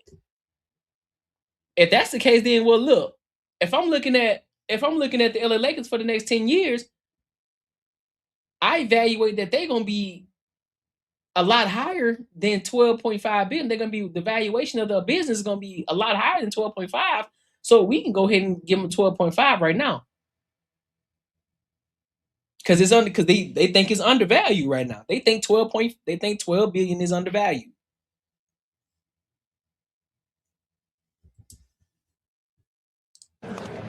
So you're talking about a franchise that will have changed hands in the space of a year at a 20% increase over the last price, which, by the way, was a record when it was sold. This is a new record, it would certainly seem, if the $12 billion is confirmed as well, for a sports franchise. And Sarah and Carl, it is also interesting to note that Mr. Walter was the subject of a recent story in the Wall Street Journal about a federal probe into his loans that he took to help finance the purchase of things such as the Lakers. The U.S. Attorney's Office in Manhattan, the SEC, were reported by the Journal to have been examining about $16 billion in loans extended to companies tied to Mark Walter or his conglomerate. Remember, he controls life insurance companies as well. And whether or not those loans, after having passed through a third entity, should have still been called related party transactions. And there was a probe into whether they were mischaracterized, and that should have been perhaps disclosed to insurance regulators. It's a rule meant to limit conflict of interest, as you might imagine. That gets taken care of. Those loans get paid back when you're getting paid $12 billion for a team you just bought for $10 billion. So kind of another part of this, not clear that it has a lot to do with it or anything, but certainly did want to note it given it is tied into it. I mean, it's also interesting given Josh Kushner just in the last few weeks tried to make a bid to basically buy the World Cup, right? This private enterprise of FIFA, which failed spectacularly after there was a revolt. It was very controversial by most of the soccer federations, including the European League, that deal was supposed to happen with Gianni Infantino, which is the head of FIFA, and Kushner for that, I guess, 20% stake in a private enterprise that would be attached to Sarah, FIFA. Obviously I know Iger quite well. He's certainly a wealthy man as a result of many years at Disney. You know Kushner, I believe, He's to a some wealthy extent. man. But neither one of them wealthy enough to put up $12 billion. And so I don't know if this is being done. Again, we don't have any details as to where the money is all coming from, how much is being financed, where other equity is coming from, Kushner is a venture capital investor, so that doesn't necessarily go along with, although you said he was interested in buying FIFA. I don't know, is that a possibility that it is also coming in part from his own fund? I mean, look, I just looked, Forbes gives him a net worth of $5.2 billion. He's had a number of home runs, both in terms of fundraising and investments on some of the most successful startups, notably OpenAI has been a big bet for him. SpaceX was a big bet for him. Others include Instagram, Stripe, no doubt, Spotify. So he's been at the center of but their very combined key. net worths to the extent they are, and certainly you're not going to put your entire net worth into buying basketball. Also, Iger is an investor, I believe. I'm pretty sure they got a lot of other people's some ghost investors too, who got their hand in the deal. They're gonna be paying some people on the back end. Come on, couple of loan sharks to make that investment. Oh yeah, 100%, 100%. In Thrive, Yes, he is. And he works with him as well. And also when he, in between his last two Disney CEO stints, he was at Thrive. Yeah, spent some time there as well. Very close. Certainly hope to get a little more information around the financing of the actual $12 billion, Carl, which is just a stunning number. It is stunning. Thanks to Vital Knowledge, Bus buys the Lakers, the Forum, and the Kings in '79 for $67 million. But that only works out to about 11-12% annual Is that gain. all? Yeah. Would have been, like not bad. Stocks. Not bad. Yeah. I don't know what the S&P is in '79, but that's interesting. Yeah. Man, there's definitely some third party people that they reaching out to make that play happen.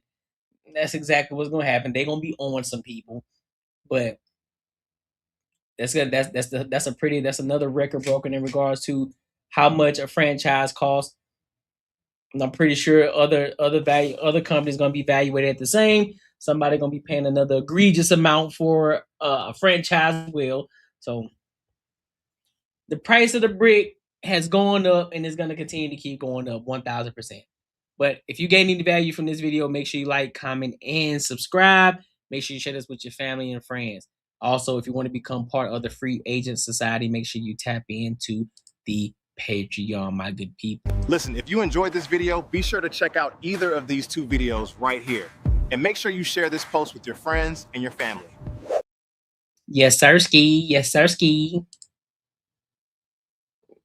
Yes, sir. Let me read this super chat right fast. Yeah, you right, man. Making money is me, man. 10 years, man, you're gonna have that Benzes. 10 years. Thinking more like 10 days, man. 10 days.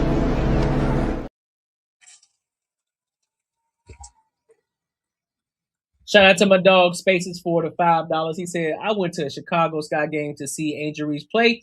It was so empty that I ended up sitting courtside and still could have laid out for a nap. It's trash.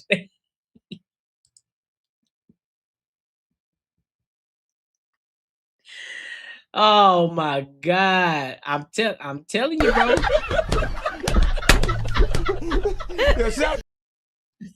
I'm telling you, bro, it's crazy, bro. Appreciate you for the $5, my boy. All right. Oh, man, give my $5. All right, bro. Man, give my $5, man.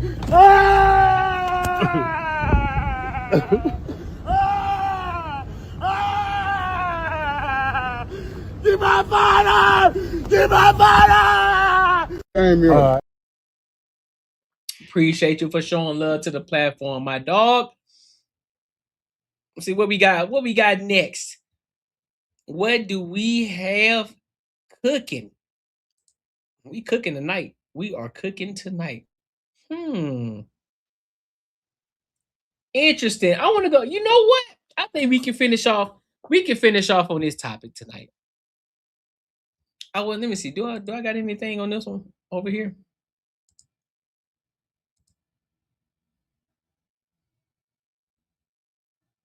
You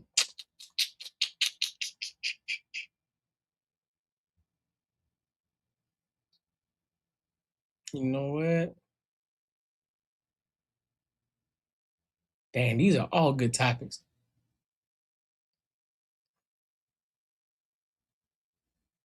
All right, I ain't gonna spend this much time on these two, so I want to listen to this. Then I'm gonna listen to these other two videos real quick. So there's this guy. He said that he's going no contact with his parents, and I'm just kind of curious of what he has to say about it. So we're gonna give our thoughts and our opinions, and then we're gonna rock out. All right, so let's get to it.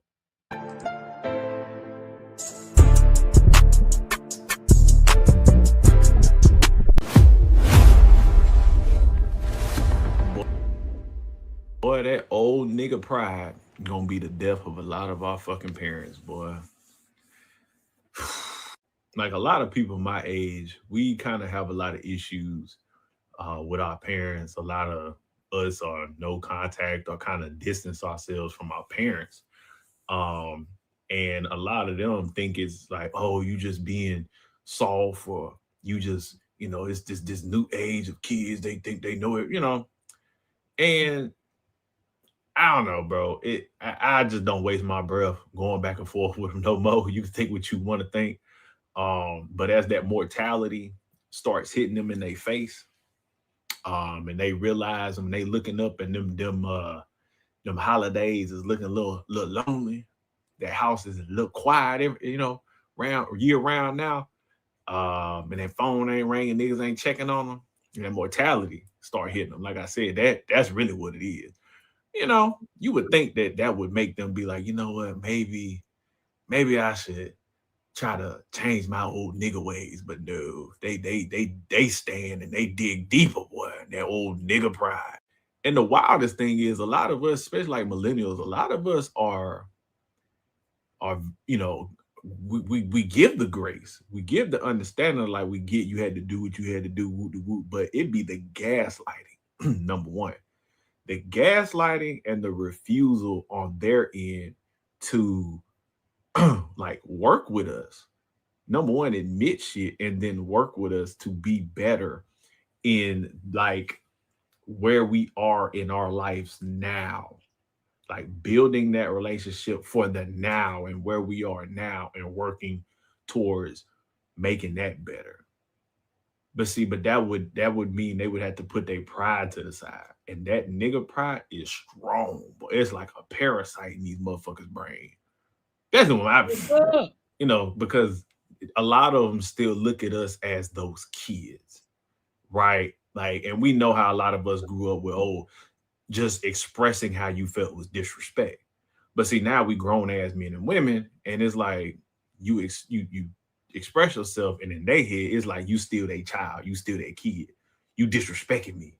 You know what I'm saying? And a lot of them never really built that relationship with us. So it's like nah, I can't accept that. I'm not. I don't know, man. I'm on the fence about that, man. Just because, again, yeah, some parents they did what they could. They only raised you how they probably were raised as well, and that's cool. But I think it's up to you as an adult at this point. It's like, all right, it's one of those things where, and this is how I look at it. This is how I look at it. If you already know your parents and you know how they are, right? You know how they gonna be. You know their thought processes. You've been around. You know them just as much as they know you for this part. You know how they're gonna act. You know how they're gonna respond to certain things. So I'm not focused on that. I'm just focusing on chilling. I'm focusing on having a good time. I'm focusing on kicking it with my parents because guess what? There are people out here today, regardless of how stubborn the parents are, because I'm a millennial as well. Regardless of how stubborn the parents are, man, you just gotta treat it like their kids at this point. It's like, all right, listen, man, they gonna think the way that they want to think. I'm not tripping. I love my parents. I wouldn't change them for the world because I am who I am to this day. Regardless of how bad you may think of a certain reason, you learn something from them.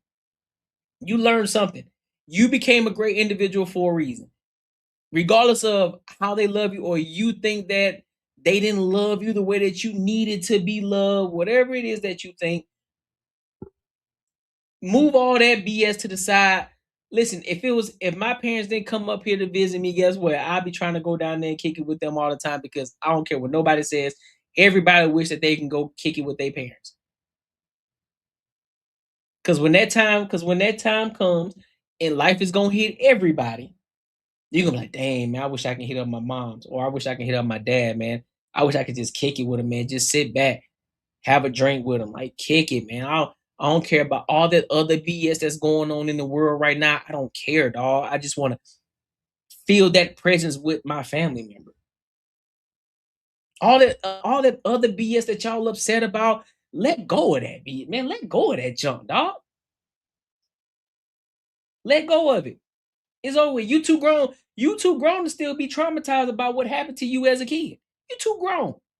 You got other things going on now. If you still letting that trauma fuel you, then you got another issue, man. You got to figure it out. You got to figure that out. But I also don't understand is why you getting online talking about what's going on in your life and talk about no contact with your parents. Why y'all getting online talking about that? I look at that as a personal thing. Come on, man. It's different when your parents cause issues every single time you try to show love and reach. That's fair. Listen, that's what I'm saying. That's what I'm saying. I'm on the fence about it because there are serious situations where it's like, man, you would just effed up as a parent. I get it. There are some situations like that, but then there are also some situations where the parents did the best as they could. They try to give you the best life they possibly could, but then some people still find an issue with. I'm like, man, get out of here.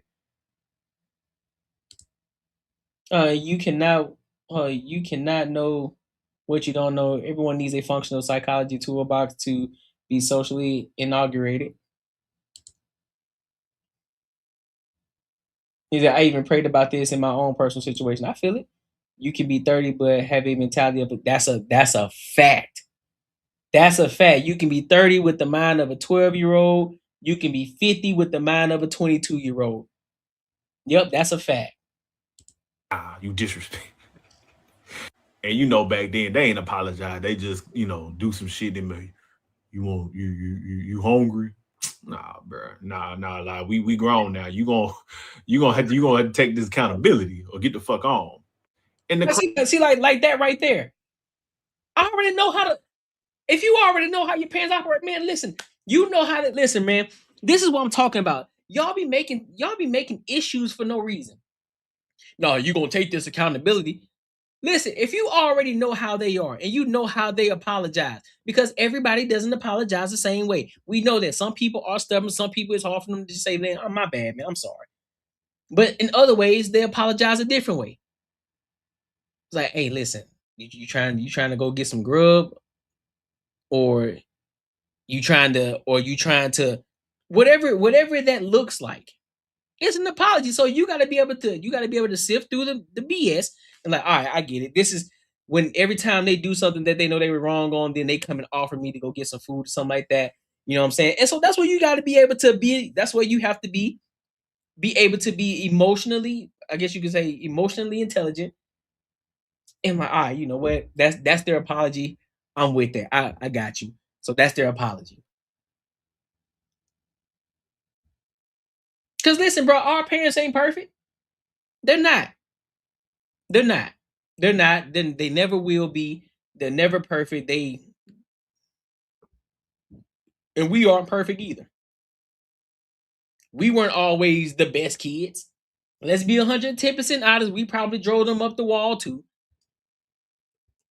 But you only looking at it from your experience as a kid. Like, oh man, I was a kid. I was just only a kid. No, you was running the muck as a 10-year-old. You thought you was being a good kid, and you was out there being annoying as hell. Breaking things, messing things up, getting in trouble, doing things that you weren't supposed to be doing, having your parents spend money for no reason because you wanted to act a fool. No, bro. A lot of y'all were menaces too as kids. Let's stop the BS. It ain't always the parents. Crazy thing is, a lot of us, even then, again, like I said, we'll give them that grace and be like, okay, mate, I'll accept you for the man or woman that you are. I know you're not gonna do X, Y, Z, but let's be better.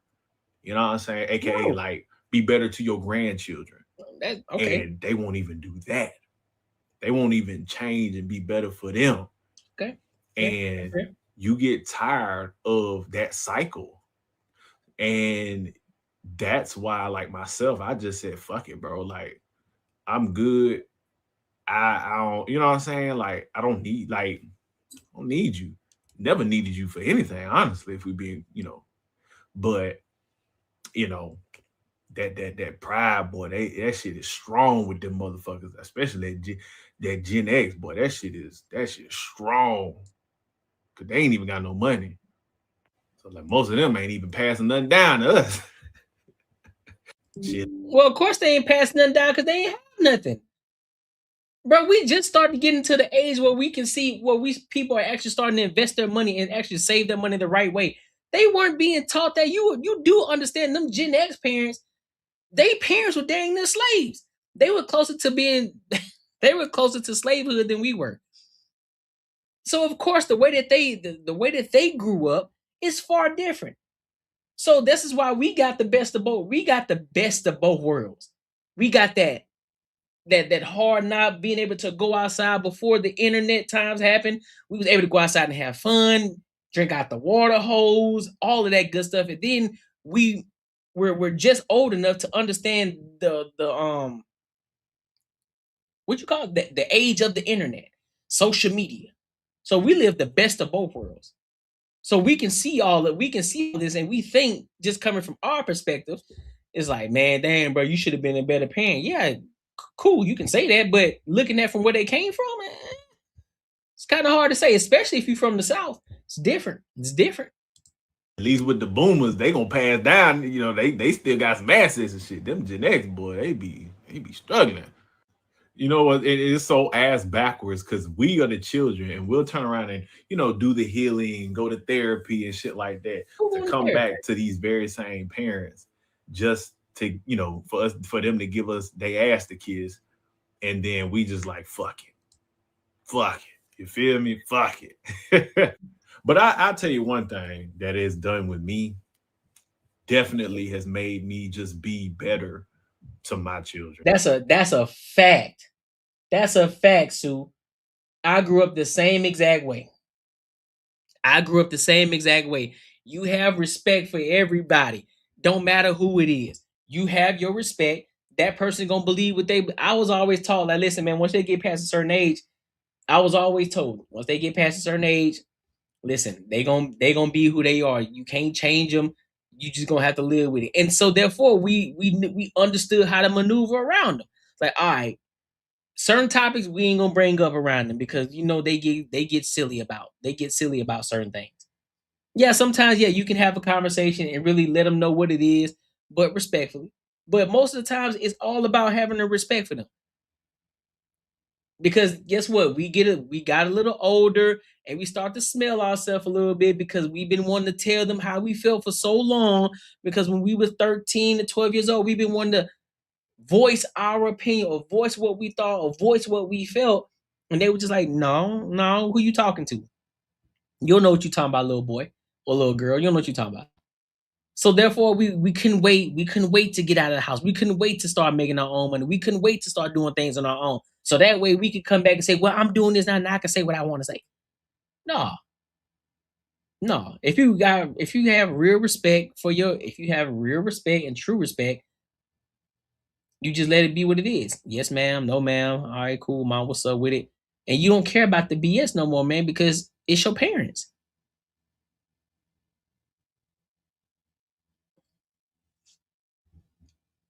You know what I mean? If these people really love their parents, pray for them and still occasionally reach out. Sometimes our parents can be too proud to own up to their mistakes, even if they're not perfect. They're not perfect at all.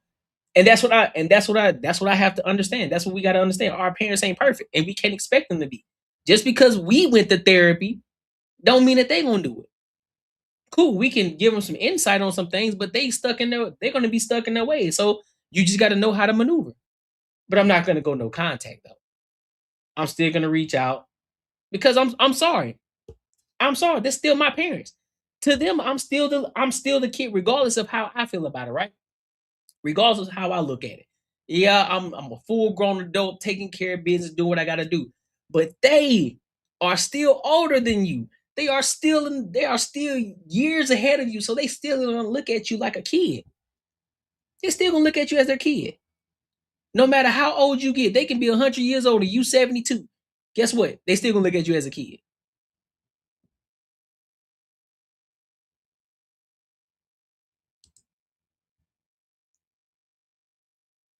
Yeah.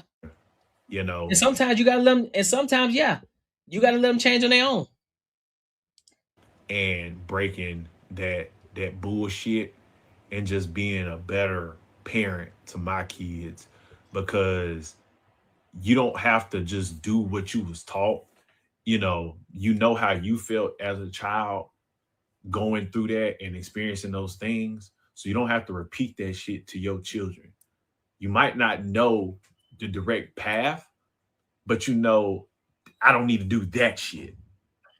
And so you should do the opposite at bare minimum and then better figure out the rest.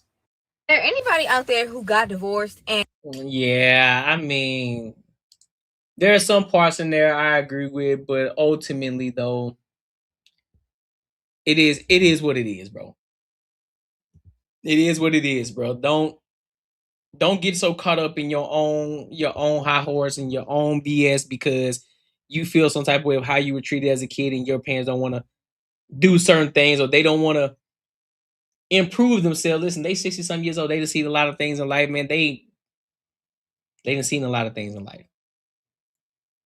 And if you live so far away from your parents because you wanted to get away so bad, I personally believe, and this is just me. I personally believe you need to do more of the reaching out. Because if you want your kids to know to know the grandmother, to know their grandfather, they need to be reaching out and calling them. Hey, grandmama. Hey, granddaddy. On every occasion, you need to let them know who they are. Even if you got to take that trip, take the trip. Go. Do what you got to do. So that way they can at least acknowledge and know who they are, regardless of if you don't want them to take their beliefs and you don't want them to grow up like them. That's cool. And I get that and I understand that because guess what? If you've already built the foundation around your children anyway, they won't pick up on a lot of that stuff. You still the kid, regardless of how old you are. You still the kid, big dog. You're still the kid. You're still their child. And you can't ask for another parent. You can't ask for nobody else. You only get one parent. So therefore, you got to make do with what you got. Make do with the cards that you are dealt with and maneuver accordingly. Simple as that. Simple as that. But make sure you like, comment, and subscribe for the algorithm, and make sure you hit the bell notification. Listen, if you enjoyed this video, be sure to check out either of these 2 videos right here. And make sure you share this post with your friends and your family. Cool, cool. Oh, I got one more topic I want to talk about. Yes, humility is definitely such a blessing. I 110% agree, Sue. 1010%. I got another topic I want to talk about though, but this time I want to get into influencers. I want to get into the influencer topic, how these are 3 different videos that we're going to play. So they're basically saying that influencers are going broke or they're not making as much money as we think that they are. So I want to get into it and I want to assess it. I want to analyze it. And then we're going to give our thoughts and our opinions. So let's go ahead and rock out.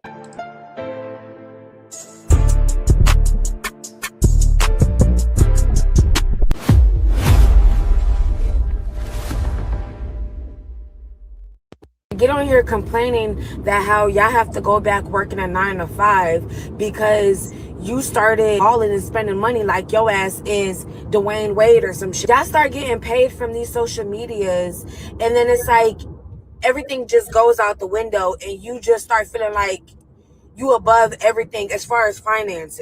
Why, if you starting to get a $4,000 check, you think, oh, let me go get me a high rise in an expensive ass city that you probably paying close to that 4,000 check that you're getting or more, trying to keep up with the Joneses. I really don't understand that. Help me understand that. This girl just got on here talking about how she was making $60,000 from TikTok. I think that's a lot of damn money for each month. How do you blow that much money and now you're talking about now you got to go back working a 9 to 5? Are y'all just dumb? Are y'all dumb? How hard is it to stay down until you can stack up some extra money? Like, and nobody's saying not to go, you know, get you a new car, say if you don't got no car. Or go get you a used car because your car that you got is not properly working. Nobody's saying not to do those things or to go and put yourself in a better living situation. But it's like y'all get this extra little bit of money and y'all think y'all just overly rich now. Like, and then when shit starts slowing down, y'all looking like, who the fuck done did it? You did it. Yeah, who the fuck did it? You did it. I say all that to say, y'all get on here and be fumbling hella bags. Hella bags. And it be pissing me off because certain opportunities was given to the right people. Motherfuckers ain't fumbling that. They not. But y'all, especially in this economy, I don't know what the hell y'all be thinking. Listen, bro. Listen. I am in 110% agreement with what she's talking about. There's a slight little piece though. There's a slight little piece I'm a address though. But ultimately though, I definitely agree with her. I definitely believe that if you're making extra money, and this is why I definitely don't mind telling people I work a 9 to 5. The reason being is because now you understand like this, I can build something while building something. I can build something on the side while still making sure the bills are taken care of, right? I can still do that. But here's the issue. A lot of people take that extra money and they start blowing it. They start spending it on BS. Instead of taking that extra money, you can do one of the 2 things. You can take 10% of what you can take 10% of what you're making. Take 10% and you can use that for play money. Like, all right, listen, I'm making a little bit of extra money. I want to go mess around a little bit. Take 10% of it. Go have fun. Right? Now, next, what you can do next is take another 30%. Take another 30% and you invest that money. You should get a brokerage account. Invest that money into your brokerage account. Because guess what? You do not want to blow that money. You want to save money. You want to stack your bread over time. So therefore, if you already have money going into your brokerage account from your job, that automatically goes into your account because you're paying yourself, correct? Yep, that's what you're supposed to be doing. You take that money and guess what? Guess what you do? You take that money and you invest it. Now you're making money over here from your side hustle or your side quest You take 30% out of that, and you have money going into that as well, which you can do your Roth IRA, you can do your 401k, or you can find a certain ETF. If you don't understand stocks, you can find an ETF to put money into. The SPY 500 is an easy place to go into, right? Boom. Now you're saving your money. Now you're investing your money over time. Now you take the rest and you start paying down your debt if you have it. You start using the rest, paying off debt. Like, all right, we got extra. Let's start paying this debt off. Throwing money at it. Don't worry about trying to improve your lifestyle wherever you are right now. Wherever you are right now, don't improve your lifestyle. Take care of all the things you need to take care of. Start paying debt down. Boom, boom, boom, boom, boom, boom, boom. Don't upgrade your lifestyle for nothing. Once all the debt is paid off, guess what? Now you have freed up some more money. Don't leave your job yet. You freed up some money. So now you can take more money and start investing more money into your brokerage account. Boom. You start stacking bread over time because you want a 3 exit, 5 exit, 10 exit. So that way you're straight. So when you do actually decide to leave your job, you're squared away. You don't have to worry about it. You're good. You're solid. You can still maintain a lifestyle without a job. That's the ultimate point. You said too late. But see, you rich money over there. So it's different. It's different for you, big dog. You rich money. See, they be talking about me 12-foot ceilings. That's you. But that's what you're supposed to do. And then once you get to a point, now you're set, you're squared away. Your money is set back. You don't have any debt.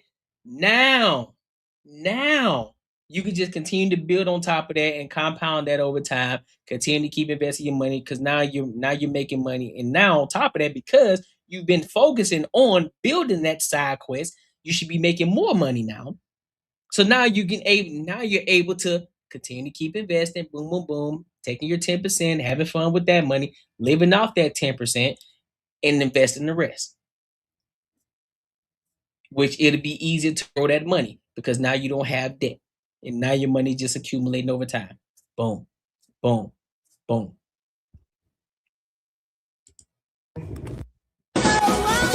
I think all these influencers are lying about being rich. I'm almost at 1 million followers. Broke as fuck. Well, not broke, but like I go to my regular minimum wage job every single day, 5 days a week. Clock in. That's how I pay all of my bills. Is that my thing? I did my taxes and I only got 3 brand deals this year, each for $2,000, which works out to like $500 extra a month. Amazing, gorgeous. I can never be happier. But I'm just saying $500 a month is not livable. You know, like. Okay, so if you have a 9-to-5, what are you doing with that extra $500? Let me guess. You're spending it on something that you don't need to spend it on. I'm pretty sure. Maybe you spending it on the lip fillers that you got. Maybe you spending it on them eyelashes that you got going on. I know eyelashes don't cost $500, but I'm just saying. Maybe you spending on something that you don't need to spend that money on. But I am super grateful for it. But I'm saying that's all that I got. Like you could see, you know? And I think just these influencers are lying to you. I think because they're either trying to sell you a course or tell you how great their life is after, you know, you've insulted them. But there's nothing up here. I'm up here now with everybody else. And I'm telling you that there is nothing up here. And the fuck is. That's exactly why I don't. That's why I'm not trying to build a business through TikTok. That's why I'm not trying to build a business through TikTok. Because ain't no money there for it. There's nothing real happening over there. There's no real money over there. That's why you want to build. You start at the hardest point, which is YouTube. YouTube is a hard thing to build. Yeah, it's gonna take you some time. Yeah, it's gonna take you time to figure some things out. Yeah, it's gonna be harder to get the views. Yeah, it's gonna be harder to figure out how to actually operate. But hey, once you master it, once you figure things out, I'm telling you, it's a lot of money over here. You know how many times I've adjusted to really get this thing down, and I still haven't gotten it all the way down. Still haven't gotten it all the way down. But just understand this. I'm just gonna give y'all a little piece of advice. I talk about this. I'm actually gonna make another video on the Patreon too, or some updates that I have done to make sure that I optimize my channel as much as I possibly can to get to a higher bag, right? And for those of y'all who pay attention to the channel, I'm pretty sure that y'all see. And for those of y'all who know, you know. But I've made some changes to the channel to improve not only the aesthetics of it, but also to gauge a higher RPM, to gauge a higher CPM. And I can talk again, I can talk about that in the Patreon. Link is in the description.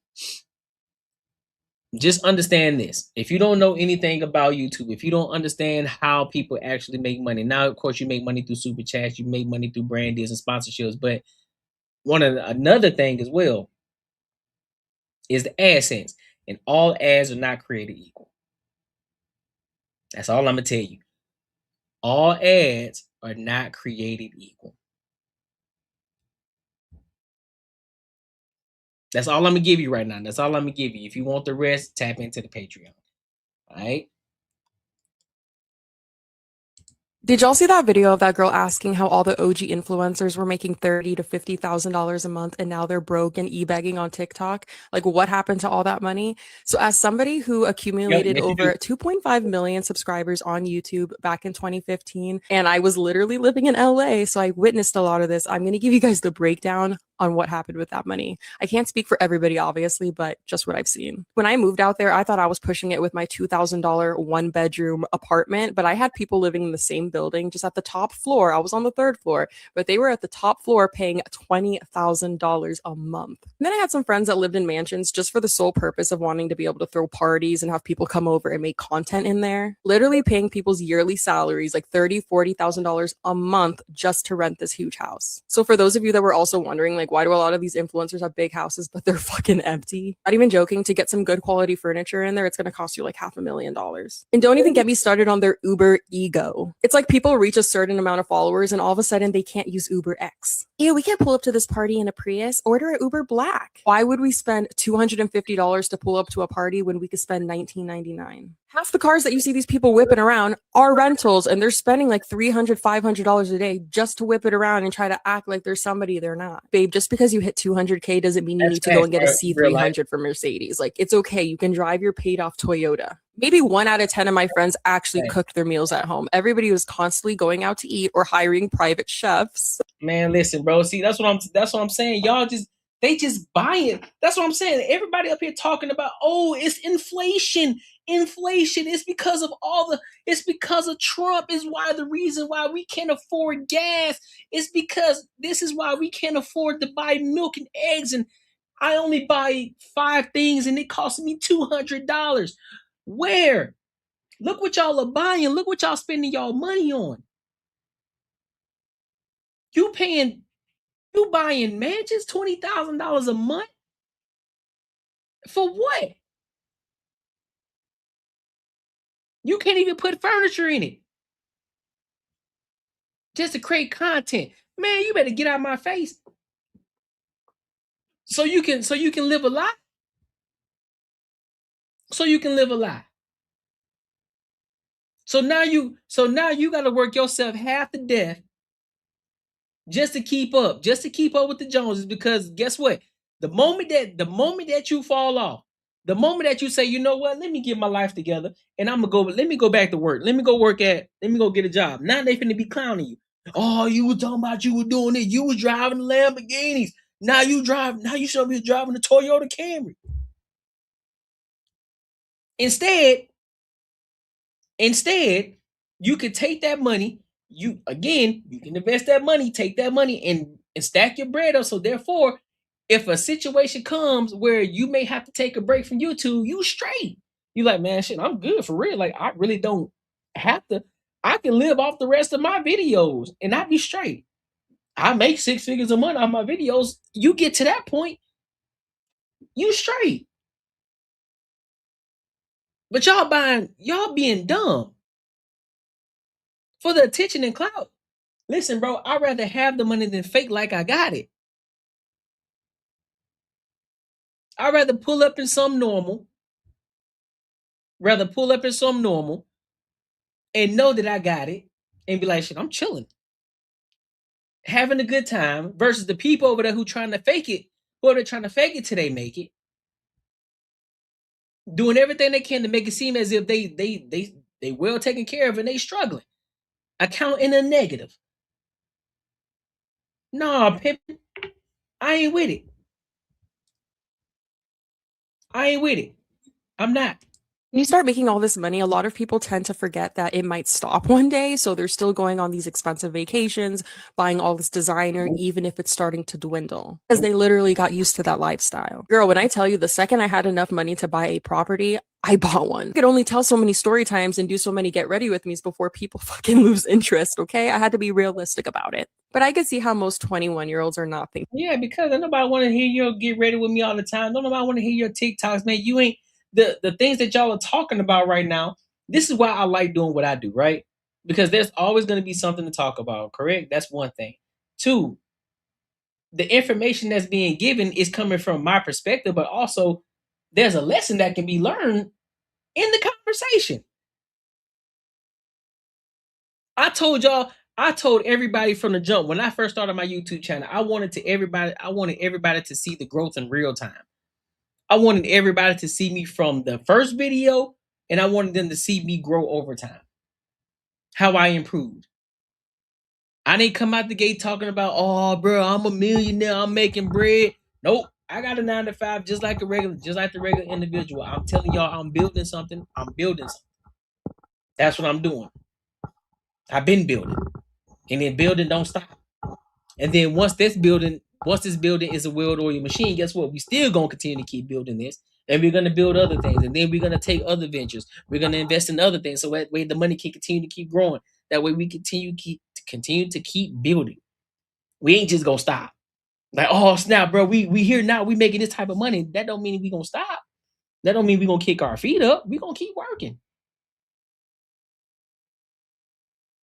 They gonna keep working. Because we got things to take care of. We got things to do. We want to make sure everybody around us is straight. I want to get to a point where everybody that I touch, I impact. Everybody.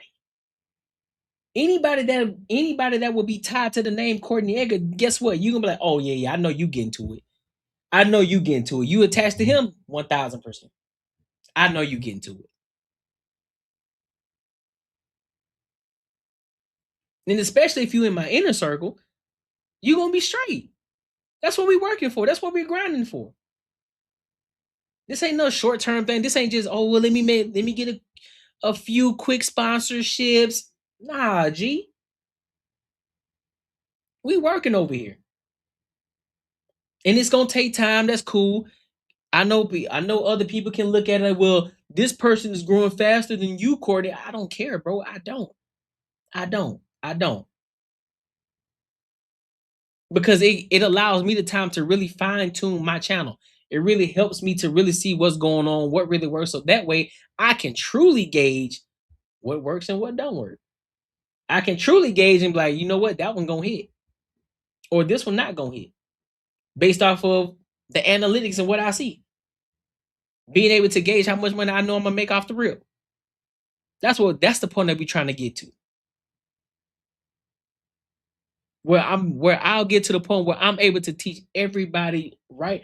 I want to be able to make millionaires out of everybody else. That's the point I want to get to. Because I've fine-tuned mine so much to the point it's easy for me to do it. I can teach somebody else how to do it in a time faster than me. That's the point I want to get to. So I don't mind it going slow.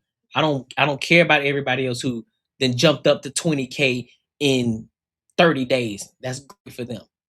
That's phenomenal. I hope they're doing wonderful. Hope they're doing great. But that don't stop nothing over here. Feel me? About that. More or less, a lot of these people ran through their money trying to look cool. That's it. And now they're begging for galaxies and cowboy hats. Yep. Galaxies and cowboy hats. That's a fact. You see everybody on TikTok doing them live streams, doing the what you call it, the let's battle. Man, heck no, I'm not doing that. That's why I got off TikTok. Like, man, I'm straight. I'm good on that. Yeah, because they think it's a get rich quick scheme. That's what they truly think it is. They think it's a get rich quick scheme, and they don't understand the building phase of it. They don't understand how to build something. So I'm like, nah. But YouTube will humble you 1000%. Y'all already see what YouTube doing now. If you haven't built your page, if you just starting out and you want to build your YouTube platform, guess what? You better hurry up and do it now before February 1st. Because instead of 4,000 watch hours, it's gonna be 8,000 watch hours. So you better get to it now. If you've been waiting, you better start. You better start today. Better make your first video today and post it. For real. But hey, make sure you like, comment, and subscribe for the algorithm, and make sure you hit the bell notification. And if you gain any value from this video, make sure you share it with your family and your friends, my good people. Listen, if you enjoyed this video, be sure to check out either of these two videos right here. And make sure you share this post with your friends and your family. Hey, well, listen, figure it out. You got it. Get your own TV channel. There you go. That's the goal. I just want this to be I want the Courtney Iger show to be a network, man. I want all this to be a network. You know what I mean?